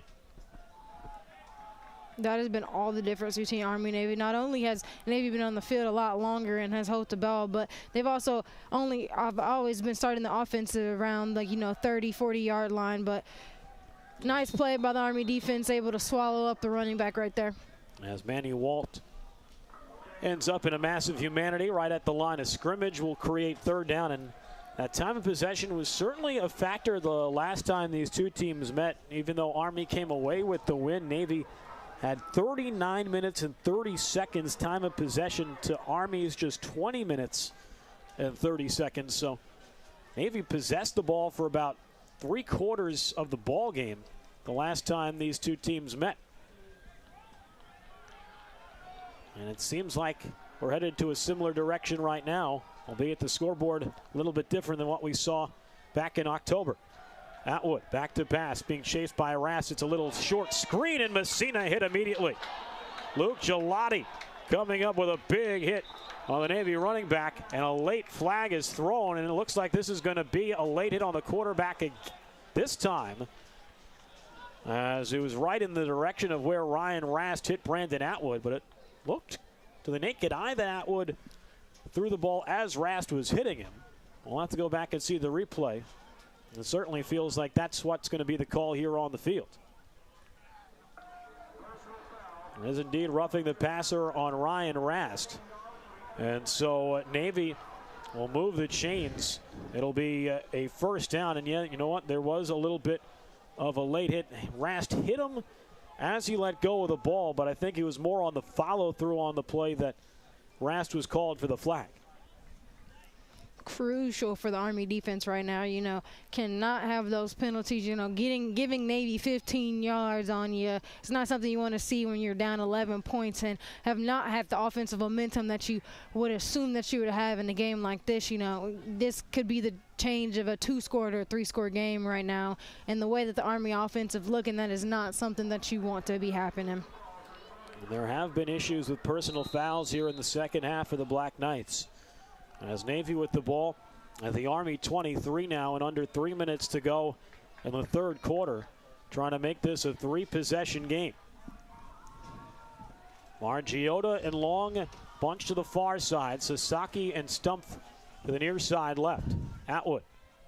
Hand off to Walt, trying to get to the far corner. And he is brought down by Gelati, who has had a big impact for this Army defense in the second half. It'll be second down and 7 upcoming for the Midshipmen at the Black Knight 20-yard line. Back into the red zone for Alfonso Matus' Midshipmen. Right now, if you're the Army defense, you got to make a play. You got to get them to turn over the ball any way you know how, and especially respecting, those penalties, because at this point they're already in field goal position and you're down about 2 touchdowns. So it was really make or break right now for the Army defense. And then on the flip side, the Army offense, you got to figure out a way to score. It's no longer you can go 3 and out, especially with the Navy offense monopolizing the ball. This quarter, I think maybe Army offense has had about 2 minutes on the ball. Minute 38 to go in the third. Handoff Messina, trying to hurdle a couple of men at the line of scrimmage, or he's bottled up. It'll be third down and medium upcoming for Navy here in the final 90 seconds of the third quarter. Midshipmen have dominated the time of possession here in the third. And Ryan Rast on the stop for West Point. It'll be 3rd down and 4. And a stop Army absolutely needs to have. Midshipmen have been able to move the ball well since the midway point of the second quarter. And a whistle ahead of the 3rd down play. Officials are gathering. A lot of people looking around in different directions, not sure what this is particularly about. Maybe a clock issue? Seems like a lot of standing around and nobody really talking to one another. 47 seconds to go in the 3rd. Navy will break the huddle once again ahead of 3rd down and 4. Not really sure what that was all about. Maybe an issue with the clock, play clock, not sure. Either way, here's 3rd down. Atwood, one step drop back and throws out far sideline to Job Long, off his hands and incomplete. And will be 4th down upcoming for Navy with 43 seconds to go in the 3rd. Looks like they might go for it on 4th down or get a field goal. They're going to bring on Michael Golden and the field goal unit. About a 34-yard field goal. Right now, 4th down and 4 at the Army 17-yard line. Golden from the far hash mark. You know, it's better than 7 points, but still, you know, allowing Navy to get some points on the board is really not something that the... It's a fake. Long's running far sideline. He's got the 1st down, and he's near the goal line. A late flag has been thrown along the far side as well, but a fake field goal from Navy is enough for a 1st down. The wide receiver, Job Long, the holder, spun out to the far sideline and had enough for the sticks. But a late flag, and it looks like it's going to be a late hit on Army. Based on the hand signals we've seen from the side judge. Well, we'll see what the official ruling is from the referee. They will not call the flag. They pick up the flag. But it will still be 1st down and goal for Navy. An outstanding fake drawn up by Alfonso Matus and the Midshipmen. Long faked the pass and was able to scamper his way forward for a 1st down. And now Navy trying to go up 3 scores of the ball at about the Army 5 or so yard line. Handoff right side. Manny Walt is brought down just shy of the goal line. It'll be 2nd down and goal upcoming for Navy. As this will be the final play of the 3rd quarter. A dominant 3rd stanza for the Midshipmen as they are on the doorstep of a 3-score lead. 15 minutes remain in the 2023 CSFL Championship game. It's the Navy Midshipmen 21 and the Army West Point Black Knights 10. You're watching the CSFL Championship game on Night Vision from YouTube.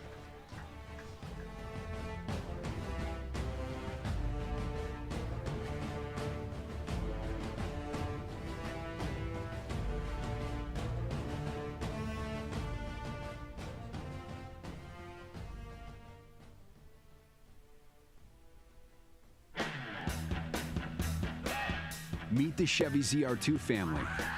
They'll never let you down. With features like DSSV dampers, MT tires, and an off-road performance display. When the going gets tough, it's a family you can count on.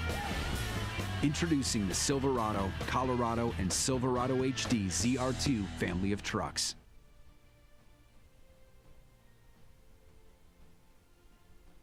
Fourth quarter about to head this direction.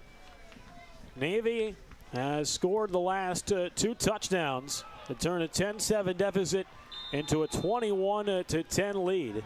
Navy to start the fourth quarter with 2nd and goal at the Black Knights 1-yard line, trying to make this a 3-score game. Walt the deep back, three-man backfield. They hand it off to the fullback, Devin Martin, and the linebacker serving as fullback is in for a Navy touchdown. And 3 seconds into the fourth quarter, the Midshipmen have taken a 27-10 lead. Devin Martin, who has had himself a career game on defense tonight, has also come in as a blocker a few times on offense, and he is rewarded for his efforts as he punches it in on 2nd and goal. Really gut-wrenching from the Army defense right now. You know, all this time on the field and, you know, still not really making the outcome and having the outcome that you want for it. But you got to give credit to the Navy defense. You know, they're really punching that ball up the throat of the Navy. As Golden's extra point is up and good. And with 14:57 to go, Navy has taken a game-high 18-point lead, 28-10. Devin Martin, a guy who was enlisted in the Navy for 2 years before becoming a student at the Naval Academy. Attended Veterans Tribute CTA. Did not have sports at that high school. Had to play his high school football at Palo Verde High School in California. And Devin Martin with a big game on defense and an exclamation point on the offensive end of the ball as well. Got to see what this Army offense is going to do. You know, time on the ball has got to be quick. They got to get up the field. It's a 3-score game at this point and can't really afford to go 3 and out. And on that Army defense who've been on the field the majority of this game, you know, you got to force some turnovers, or you got to force 3 and out for the Navy offense too. So a squib kick from Golden, picked up on a bounce by Belleville near the 20. And Scott able to shuffle himself forward out beyond the Army 35-yard line. Good field position for the Black Knights and a gotta-have-it drive. It looks like Mikhail Willicke, who took a hit at the tail end of the third quarter, going to come back in under center for the Black Knights. Did not play on that last drive for Army. Got to know that the Army's about to pull everything that they have in their playbook right now with this 3-score game ahead of them. You know, got to score 18 points in 14 minutes, and it's kind of do or die for this Army offense right now. Navy 28 points today. Army as a team had allowed 23 in their first 6 games this year.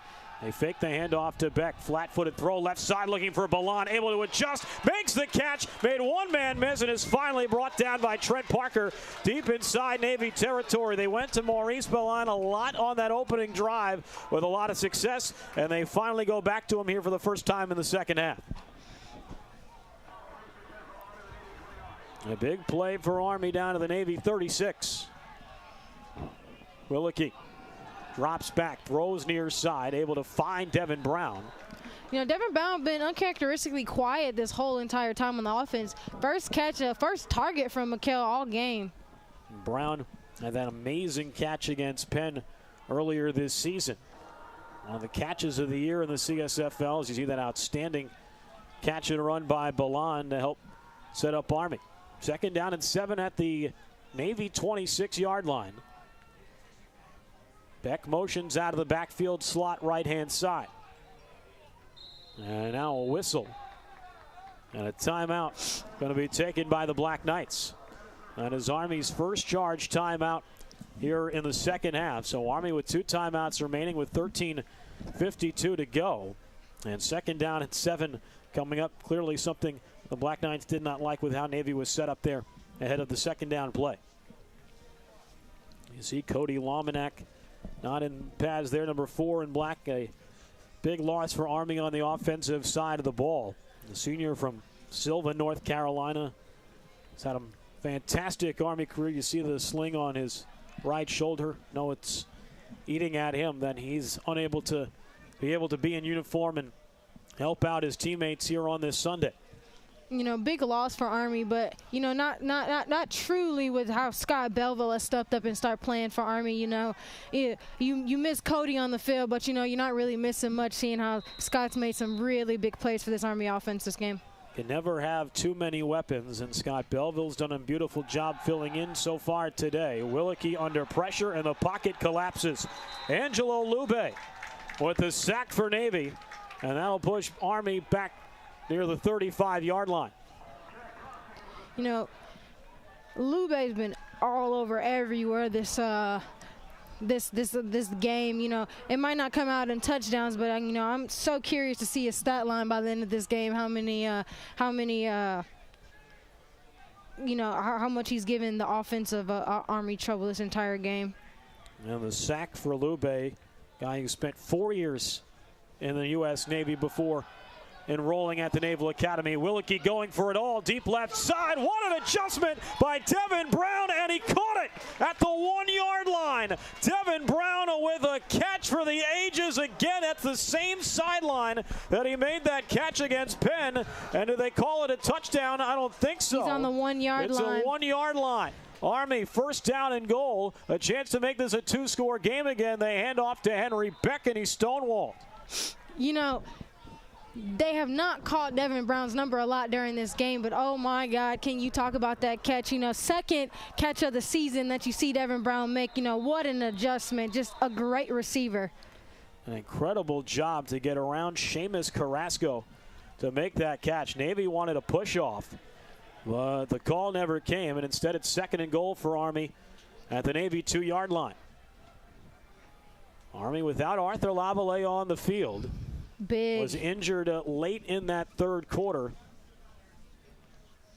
and has not come onto the field since then. That's a big hit for the Army. You know, like I said, they still have so many weapons there, but, you know, Artie's been having his way this entire season with all the O-lines and the D-lines of the CSFL. A flag on Navy creates it half distance to the goal. So it'll be second and goal again from the 1. Willicke, handoff to Beck, lowers the shoulders, and he's in for an Army touchdown. Henry Beck with his 6th rushing touchdown of the season, and Army gets exactly what they need. And with 12:34 to go, it's 28-16 Navy. That's what you need to see from the Army offense. You know, get out here, score quick. You know, they really don't have that much time to, you know, hold on to the ball and run the ball. You know, got to have Mikel sling it down and, you know, having that offensive power of Bellon, who's come up big. As B. Ryan's extra point up and good. And Army back with an 11, 28-17 with 12:34 to play. And just that quick, you know, it's a 2-score game, but gotta depend on that Army defense to come out, you know, not let Navy convert on third down and let them score. So Army will have to kick it away again. Will be interesting to see what the Black Knights decide here. Don't necessarily need to go for an onside kick in a 2-score game with 12.5 minutes to go. But in a championship game environment, in a game in which Navy's offense has found its rhythm and beginning to fire on all cylinders, you got to wonder what they're going to do here. You know, onside kicker, you know, have the faith in your defense. You know, Army defense really has been coming up clutch for them this whole entire game. You know, I know it is what has been a 3-score game, but, you know, they have, you know, conditioned, staying on the field a long time, you know, limiting, you know, time, getting Atwood out of the pocket. So, you know, Navy is not set up for a potential onside recovery. Very spread out. And Pirine with a low line drive kick. That'll be taken by Margiotta along the far side, trying to get out towards the sideline before he spun down. Looked to be Dylan Dennis on the special teams tackle for the Black Knights. And so Navy will take over first down and 10. So Army decides to kick it deep. And will put the ball in the hands of their defense to try and get it back. Army's defense been so good all year at creating and forcing turnovers. Have not had one so far today. You certainly feel like you need one here to try and turn the tide a little bit. Got to give it to Atwood. He's playing a really great game, you know, on the run game and his pass game. You know, only had that one questionable pass where J.D. Sparks got up and broke it up. Messina to the right of Atwood. Man in motion across the formation. They fake it to Margiotta. Atwood lowers the shoulder and is bottled up by Goulet and Denicia. Gain of maybe 1, and it'll be second down and 9 upcoming.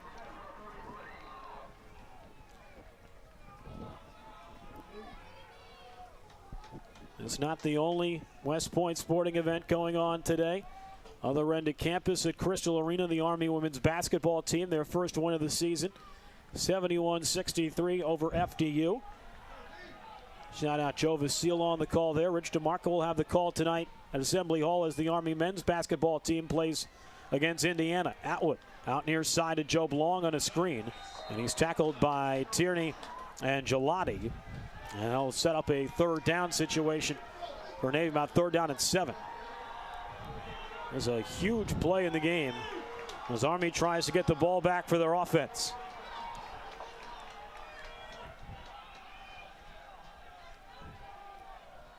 Navy content to let that play clock run down. Use up as much time as they physically can. Yeah, if you're Navy, all you need to do is maintain and eat away at that clock, which you can see them doing. I haven't really seen them get this late in the play clock all game. Back to pass Atwood, now scrambles forward, trying to lean for the first down, and he'll be a couple of yards short. It'll be 4th down. Atwood tried to scramble for it, but the Army defense able to come up with a big stop. And Navy's going to bring out the punting unit. It's a big play by Army, but you got to wonder, they're going to try it again, you know, try that fake punt again and get the ball back. We'll see what Navy cooks up here. They were able to successfully run a fake field goal on their first drive of the 4th quarter. It led to that touchdown to make it 28-10. 10.5 minutes to go. It'll be Moran to punt. Deloitte back to receive at the Army 25-yard line. It's not a great punt from Moran, but ends up taking a Navy bounce at the last second inside the 30, and will be down at the Army 29-yard line by Jonathan Swift. So Mikhail Willicke and the Black Knight offense back on the field. A couple of big plays to Devin Brown. Helped set up Henry Beck for the Black Knight touchdown. Gotta wonder if the Navy defense is gonna make an adjustment. You know, Mikhail really slinging the ball those last 2 plays to get them that in that touchdown position. Devin Brown made a couple of big plays on that drive. Now the first play on this possession. Handoff up the middle, Henry Beck. And he is bottled up by Jack Costigan. And a short gain there on first down. It'll be 2nd down and about 9 or 8. Army in the up-tempo offense. Screen pass near side, deflected. Try to get it out to Maurice Billan, but it was Andrew Sawinski, the senior from Niceville, Florida. Did not play in the regular season matchup. A big defensive play there creates 3rd and long. Don't really see Army going back to huddle right now. Really just trying to get these plays off. 3rd down and 9. At their own 30-yard line. 2 receivers to either side of the scrimmage. Back to pass, Willicke throws left. Able to find Maurice Billan, and it'll be enough for an Army first down. Billan able to create space against Carrasco for the first. Really great play call by Willicke and Billan to get open for his quarterback right there. Really trying to get this offensive going. Not even really. And they find a man over the middle once again. That's Scott Belleville into Navy territory with inside 9.5 minutes to go. You know, 2 first down conversions with the first 2 plays of the drive right here. You know, Army's really trying to speed up this offense. And on a stoppage and a timeout taken by Navy. That's their first charge timeout of the second half. They've got 2 remaining with 9:22 to go. And the Army up-tempo offense enough to create havoc for Navy to force a timeout to try and get themselves resituated. Really a shift in momentum here toward the Army offense right now. Still down 2 scores, but, you know, really forcing the Navy defense to make some adjustments with those 2 quick first downs. Right now, Army's offense playing as well as it has since that opening drive. Beginning to refine that confidence that we saw on that opening possession, in which the Black Knights marched down the field 70-some-odd yards and take what was at the time a 7-0 lead. You know, even though, you know, they weren't in the best position coming into this quarter, you know, one thing you've really seen with the Army offense and defense is how calm and collected they've been. You know, the game not really going their way, but still not being too rattled by what Navy's got going on, you know, right now. 1st and 10 Army. Just on the Navy side of midfield. They pitch it to Henry Beck, trying to cut it back to the other side of the field, and is quickly spun down. Great play by Jake Walensky, and there is a flag thrown from the near sideline. It might be a horse collar tackle against the midshipmen. You see the sideline, and even Henry motioning that somebody grabbed his face mask or his pads right there. And it is a face mask penalty against Navy, and you're going to tack on 15 yards to the end of that run from Henry Beck. And now all of a sudden Army just on the outside of the Navy 30-yard line. Not really something you want to see right now with the Navy defense, you know, making that bad call right there with the, you know, you're still up 2 scores, you know, still play your game, be calm, cool, and collected, even though Army's, you know, forcing you to make some adjustments. Willicke fakes the pitch, throws it deep over the middle. Oh, just off the hands of his intended receiver. It looked to be Scott Belleville, who had snuck behind Tyler Cox. It was a great ball from Willicke to Belleville, but just a tad bit out of his grasp. You've been kind of seeing that all game. You know, Mikel finding his receivers, really up to the receivers to bring the ball in, you know, make the play.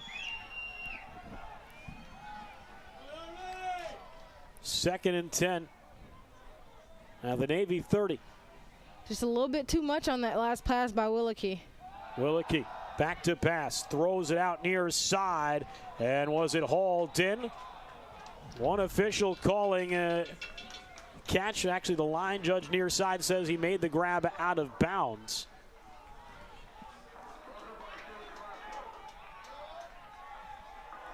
Well, they do say that he did make the catch in bounds and then was out of bounds. Or no, it was ruled out of bounds. 3rd down and 10. It was hard to tell what the officials would say along the near side. 3rd and 10 for Army. Under pressure, Willicke is going to go down. A pair of defenders, Jake Walensky and Devin Martin again, able to cause the pocket to collapse. And it's 4th down. Willicke talking to the official. I think he wanted a face mask call as he readjusts his helmet. You had to see that blitz coming, you know, you see both the linebacker and tackle coming at Willicke, you know, had to see that was coming, you know, have him throwing deep balls 3 plays in a row. And Army is going to keep the offense on the field here on 4th down and 18 with 8:20 to go. Back to pass, Willicke rolling out near side, throws it towards the far sideline, and sliding and making the catch for a 1st down is Belleville. Scott Belleville had just enough space in front of the 1st down marker to pick up the sticks. You know, Scott Belleville has made some amazing plays this game. You know, you lost Cody Almanac, but then next man up, and Scott's been making some great grabs. Big Christian McCaffrey fan showing that versatility McCaffrey has, as Simeon able to make the catch for an Army touchdown. Far sideline. I think Navy wanted a push off on Mlemdi, but Simeon is in the end zone for 6, and all of a sudden it's a 1-score game, 28-23 with 7:55 to play. 2nd touchdown by Kobe Simeon. You know, his jersey's not been caught this game that much as, you know, Maurice Ballon or Arthur Lavallee, but, you know, when the time comes, you know, senior Kobe Simeon poised, calm, cool, and collected, able to stay in bounds and make that catch. Simeon with a huge touchdown catch, had just 1 reception in his last 4 games. Looks like. And now the signs have been waved off as a timeout taken by Army here. With 7:55 to go. Looks like they were going for 2, but all they were missing was their quarterback, Mikel Willicke, on the sideline chilling while his whole O-line and receivers are out there. You know, you can see Coach West screaming at him to get on the field, and play clock's winding down. It's got to use that timeout, burn that timeout, which is crucial for Army because now you're down to 1 timeout, 7:55. You never know what happens in the next 8 minutes. 2nd touchdown pass today for Willicke. He's now got 10 on the year. A touchdown catch for Kobe Simeon, his 4th touchdown reception of the season. And he has had a huge impact after having just one reception in his previous 4 games. So now after the timeout, Willicke is on the field, and Army will go for 2 to try and make this a 3-point game. Back to the left of Willicke. A fake the handoff to Beck. Throw left side, incomplete. Try to get it to Balan, but it was Mlemdi who dove in front to knock it away. The Cincinnati native. And it's 28-23 Navy with 7:55 to go. You know, even though, you know, it's still a 5-point game, all our Army defense has to do is make a big stop. But, you know, you wonder if Mikkel was on that on the field on that first drive, what could have been. And Army will kick it away. And with 7:55 to go, Army 1 timeout remaining. Navy with 2 timeouts left in their pocket. It's a long game still, a lot of clock to be ran out. So, you know, this Navy offense really has to get the momentum going, you know, maybe get to their run game, but they got to convert on the first down. Really can't afford to go 3 and out if you're trying to stop this steamroll of Army offense that's been on the field. Navy set up for a potential onside kick for the Black Knights. Tyler Messina is the only man back deep for Navy.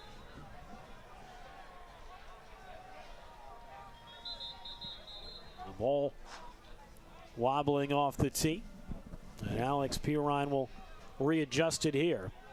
With under 8 minutes left to go. Navy set up for an onside kick, but you never know. 28-23 Navy. They led 28-10. Army with 2 touchdowns here in the early going of this 4th quarter. Pirine will kick it deep towards the left side. And Messina makes the catch at about the 15. Tries to cut to the near sideline, gets around Barrialt, stays in bounds. Able to pick up an extra yard or 2. There is a flag on the play. You wonder if it's a holding or a late hit call or something. There are quite a few bodies jostling it up by the Black Knight bench. We'll see what the official is, or the official call is from the referee. Congregated out by the Navy 30-yard line. I haven't seen a signal from the official. Looks like it might be on Army. And it is a block in the back against Navy. And so the Midshipmen will be backed up an extra 10 yards after the return. You know, this is the worst field position I think Navy's been in the entire game. So, you know, not a situation that they're used to, but this Navy defense, this Army defense is fired up. So the Midshipmen will start the drive. First down and 10 at their own 22-yard line. Army has clawed back from 18 down to make it a 5-point game. They pitch it to Margiotta, and Michael Sullivan able to get to him first where he's brought down. Short gain on the play. It'll bring him about 2nd down and 7 for the Midshipmen with 7.5 left to play. The Army defense beginning to regain that confidence. You see James Windsor bouncing up and down, trying to fire up the Army bench and crowd. Windsor, great sprint football bloodlines. His older brother, Brendan, all-league first team a year ago. West Point class of 2023. Currently on the sideline, you know, cheering Army home, you know, with them the entire time that they're warming up, you know. Atwood on 2nd and 7, fakes the handoff, spins away from Rass. Now he's going to scramble and able to get past a couple of more tacklers before Weber Carsey is able to get there. And that will be enough for a Navy first down. Great scramble again from Atwood to move the chains. Once again, you know, making that first man miss been the story of Navy, you know, making that first tackler miss, especially Atwood able to continuously make something out of nothing, you know. That has been the story today. A beautiful spin move by Atwood. Hammering that circle button on a old school PS2. Yeah, normally for Rass, that's a sack. You know, Brandon Atwood, great quarterback, great running quarterback at that. Atwood A little bit of an option pitch near side. Messina. Brahim Swanson with a hit. The ball is out. Who's got it? It has seemed like Navy jumped on it, and that's who indeed did. It appears number 51, Liam Brown, was the one who hopped on the loose pigskin. But there's an injured Navy player, an injured Army player down along the near sideline. It's hard to tell with all the bodies there, but it was a violent hit from Brahim Swanson on Tyler Messina, and you saw maybe a little bit of helmet-to-helmet contact there as the ball came out from Messina, and Liam Brown quickly there to hop on it to save the possession for Navy. And obviously the concern right now on the injured players down on the field for both Army and Navy, it appears. It appears Swanson and Messina are both down on the field out by the Navy 40-yard line towards the near side. Certainly seen a few injuries throughout the course of the evening today, but of course a grave concern right now on the two players down on the near sideline. You see several Black Knight players dropping to a knee. Liam Brown, Manny Waltz, and a couple of Navy players dropping to a knee in that general area as well. 6:06 to go. Here in the fourth quarter, it'll be 2nd down and 2 when play resumes. The concern now on Brahim Swanson of Army and Tyler Messina of Navy, who collided on that last play. Looks like they're able to get Messina up and on his feet. Wonderful to see. Brahim Swanson still being attended to now by the Black Knight training staff. As you see Messina being helped by one of his offensive linemen, Liam Brown, and others, and now Swanson is up on his 2 feet, walking towards the Army sideline. Wonderful to see those two be able to get back up on their own power and be able to get to the sideline. Just a hard hit by Swanson on Messina right there. Knocked both of them off their feet. I don't think either one of them was expecting that amount of contact. Messina lowered his head to absorb the contact. Swanson was lowering his head to either jar that ball loose or try and create that big hit on Messina. A big loss for both teams there. You know, Brahim Swanson, one of the most productive DBs that the Army defense has right now. And Messina been the feature back today in the Navy backfield with Victor Otero, the team's leading rusher, unavailable. So it'll be Hunter Genix who has a receiving touchdown today, and Manny Walt, the feature, back behind Brandon Atwood. 2nd down and 2 for Navy out of the injury timeout at their own 41-yard line. Atwood under center for a rarity today. Devin Martin lines up in the backfield as well. They hand it off to the up back Genix, and does not get very much. J.D. Sparks on the tackle, but it will be enough for a Navy 1st down. If your Army defense got to make a big play right now. You know, the Navy's not really leaving much time on the clock. You know, 5:30 to go in this quarter right now, and the Army offense has to score 1 touchdown. 5:20 left to play, and we'll see whether or not that timeout Army took ahead of the 2-point conversion after the most recent touchdown will come back to hurt them, as Army has only 1 timeout remaining for these final 5 minutes. They mark him 1st and 10. Atwood rolls out far side. He's got a blocker, lowers his shoulder pads, and is out across the Navy 45-yard line, but a flag comes in at the tail end of the play along the far sideline.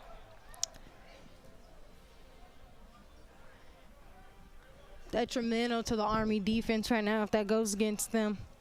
Could be holding on the outside for that Tierney run, but looks like one of the Army linebackers might have led with their head on that tackle. You see the 3 officials discussing it on the far side. And they will pick up the flag. No penalty on the play. And the result of the play is a Navy 1st down.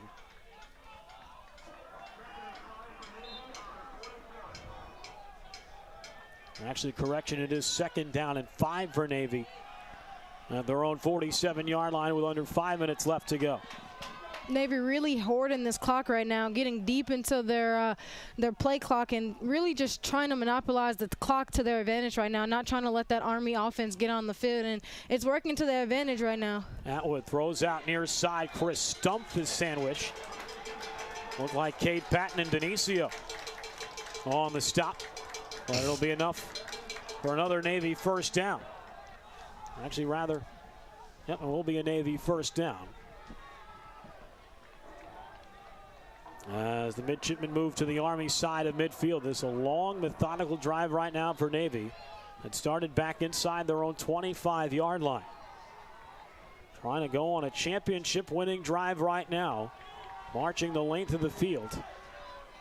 It seems at least they have flipped field position back in their favor. Army brings the pressure. They run out far side, able to break a couple of tackles as Atwood, and somehow able to scamper his way forward near the Army 31-yard line. It was just a massive humanity, and all of a sudden Brandon Atwood coming out of the plume of smoke like he was shot out of a cannon. And Navy moves the chains and have a first down outside the Army 30. Right now, if you're Army defense, you got to force a fumble, got to get the ball out of Atwood's hands, or at least try to get the ball turned over right now. You know, getting to the point where they don't necessarily have to score. You know, gets to be about 1 minute left. They can take a knee and take this championship game home. A field goal would make it an 8-point game. Navy needs a touchdown to make it a 2-possession affair. They fake the handoff to Genix. Atwood keeps it off left tackle. Mason Goulet trying with every inch of his might to rip that ball from Atwood's grasp. But a great run for Atwood to pick up a chunk, and it'll be 2nd down. 3:10 remaining here in the 4th quarter. Army West Point needing to get the ball back to have an opportunity to tie or win it. Atwood just has not been going down. If you're the Army defense, you got to get that ball. You got to force a turnover right now. You know, Goulet, you saw trying to get that ball out of Tierney's hand, you know, running, but just keeping it like it's got glue on it. They hand off to Genix, left side, and he is stopped. Christian Denicio, James Windsor able to combine on the tackle. And it'll be 3rd down upcoming for Navy. 2:30 left to go in this game right now. All Navy has to do, like I said, is maintain. They just got to eat some of this clock, you know, make sure that they continuously run that clock. Now you see they're using the run game to their advantage, not stopping the clock, not passing the ball, you know, holding the ball in that holder right now. So you see the Army defense getting fired up, trying to make a big play right now, but you got to get your offense on the field. This is the game right here. 3rd down and 7, 2 minutes to go. Army has to have a stop or Navy wins the championship. Army nearly jumped. They throw out near side to Job Long on a screen, and Weber Carsey, along with Luke Gelati, come up with a tackle. But a flag has been thrown from the far sideline, and they may have gotten Army jumping early. It looked like Ryan Rast was trying to get a head start. We'll see what the official ruling is.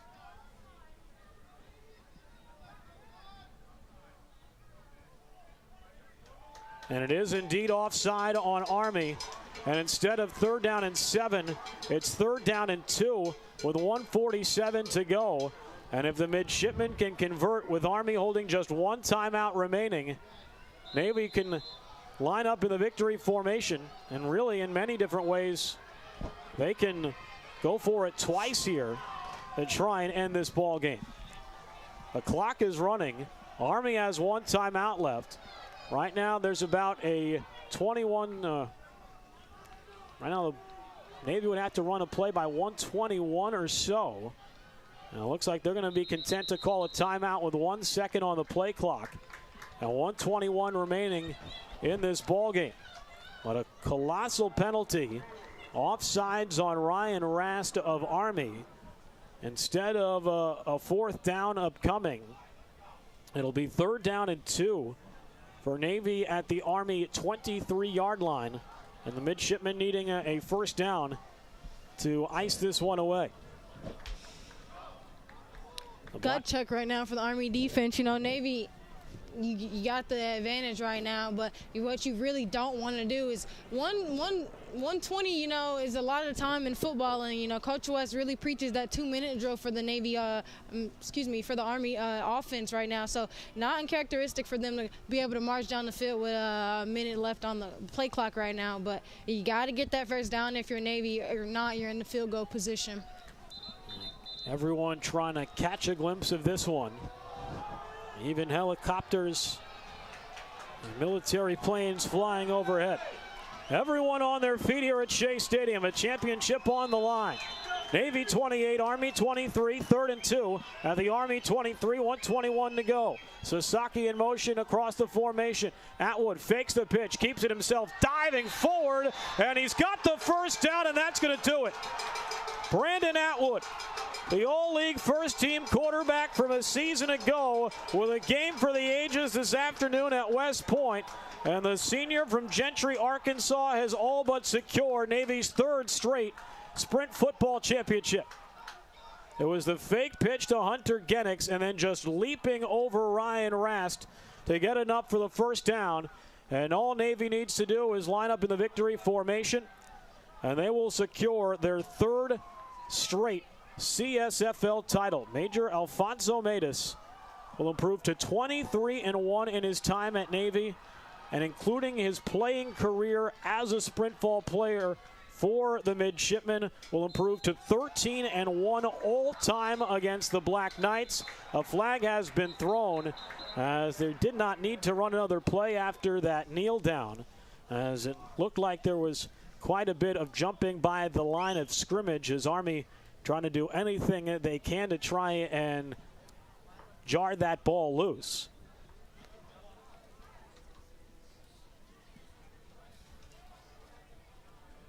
An unsportsmanlike conduct penalty against Navy's Chris Stumpf is going to back the Midshipmen up, but will not change the results of this ball game, as it'll be 2nd down and 10 for Navy, back by the Army 36-yard line.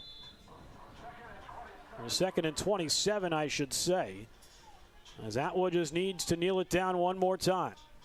Indeed he will. Army tries to jump over the pile. Atwood avoids injury, and either side needs to run another play.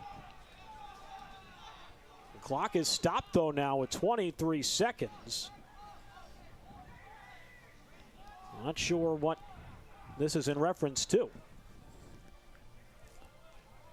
They did stop the clock here ahead of 3rd down, as Army used their final timeout. And it is indeed what happened there. Army did use their final timeout. They'll reset the game clock to 31 seconds. And now all Navy needs to do is kneel it down one more time to end the ball game. Army has no more timeouts remaining. And with the game clock ahead of the 40-second play clock, once again, this game is down to one final play. You got to know that Navy's going to get in that victory formation and just kneel the ball down, kneel the clock out. Army trying to do everything they can to prolong the inevitable. Yeah. And what has been an incredibly exciting championship game this Sunday. But it'll be Brandon Atwood and the U.S. Naval Academy Midshipmen that come away victorious. Navy doesn't need to run another play. The play clock is still stationary at 40.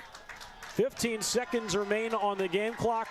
And the party here at Shea Stadium for the Midshipmen can begin in earnest. For the 3rd consecutive year, Major Alfonso Matus has led the U.S. Naval Academy Midshipmen to a collegiate sprint football championship. Your final score this afternoon at Shea Stadium: the U.S. Naval Academy Midshipmen 28 and the Army West Point Black Knights 23. An incredible championship game. Navy jumping out to a 28-10 lead. Army storming back in the 4th quarter to make it a 1-possession, 5-point game. But Navy's offense able to run out the clock and never gave the Black Knights another opportunity with the pigskin. Jada, this game was as evenly contested as you'd imagine it would end up, a gut-wrenching way for the Black Knights to end a marvelous 2023 season. Yeah, just a lot of mistakes on the Army offense coming out. You know, Mikkel not reading the signals properly, or his receivers not properly getting, and then not being able to hold on to the possession more than 3 plays. You know, Army defense really monopolized the field time going out. So really gut-wrenching for Coach West and the Army West Point Sprint football team. But I'll be here next year, so I'll be interested to see how they make those adjustments and, you know, storm back and come back and hopefully win this championship next year. I know we only wanted us to read this if the Black Knights won, but we need to give him a thank you because our broadcasts this season have been so successful because of him, and we would not have been able to bring you this game with this kind of coverage without him. And that is the other Scott Belleville, Scott's father, Scott Sr., who without his generosity, a USMA grad, has made it possible for us to raise the production quality and viewer experience for Army West Point Sprint football. We are so grateful for his support of our live broadcasts. Thank you so much, Mr. Belleville, for all your support and the support of not only the Belleville family, but the entire Army West Point Sprint football family and the entire Army West Point family as well. And even all you on the Navy side of things who have tuned in twice throughout the course of the season, we thank you for your viewership throughout this campaign. We'll give some final thank yous before we sign off for the final time this year. But before we do that, we'll send it down to the field as part of tradition, the playing of the alma maters first for the U.S. Military Academy.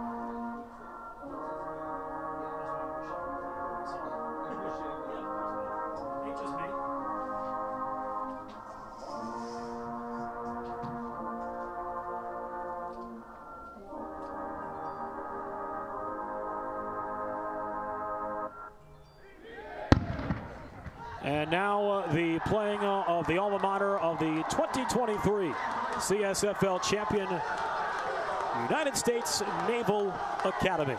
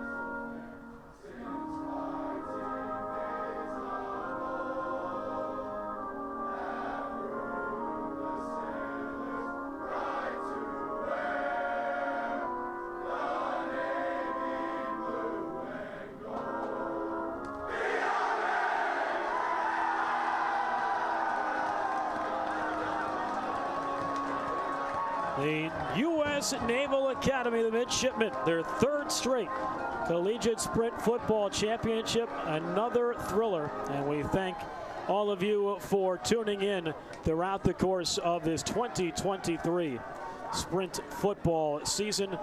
For our entire cast of characters here today, including my partner this afternoon, Jade McBride, who did a phenomenal job in her color commentary debut here on Night Vision from YouTube. A big thank you as well to the person who took over or who held that duty during the regular season, Caleb Self.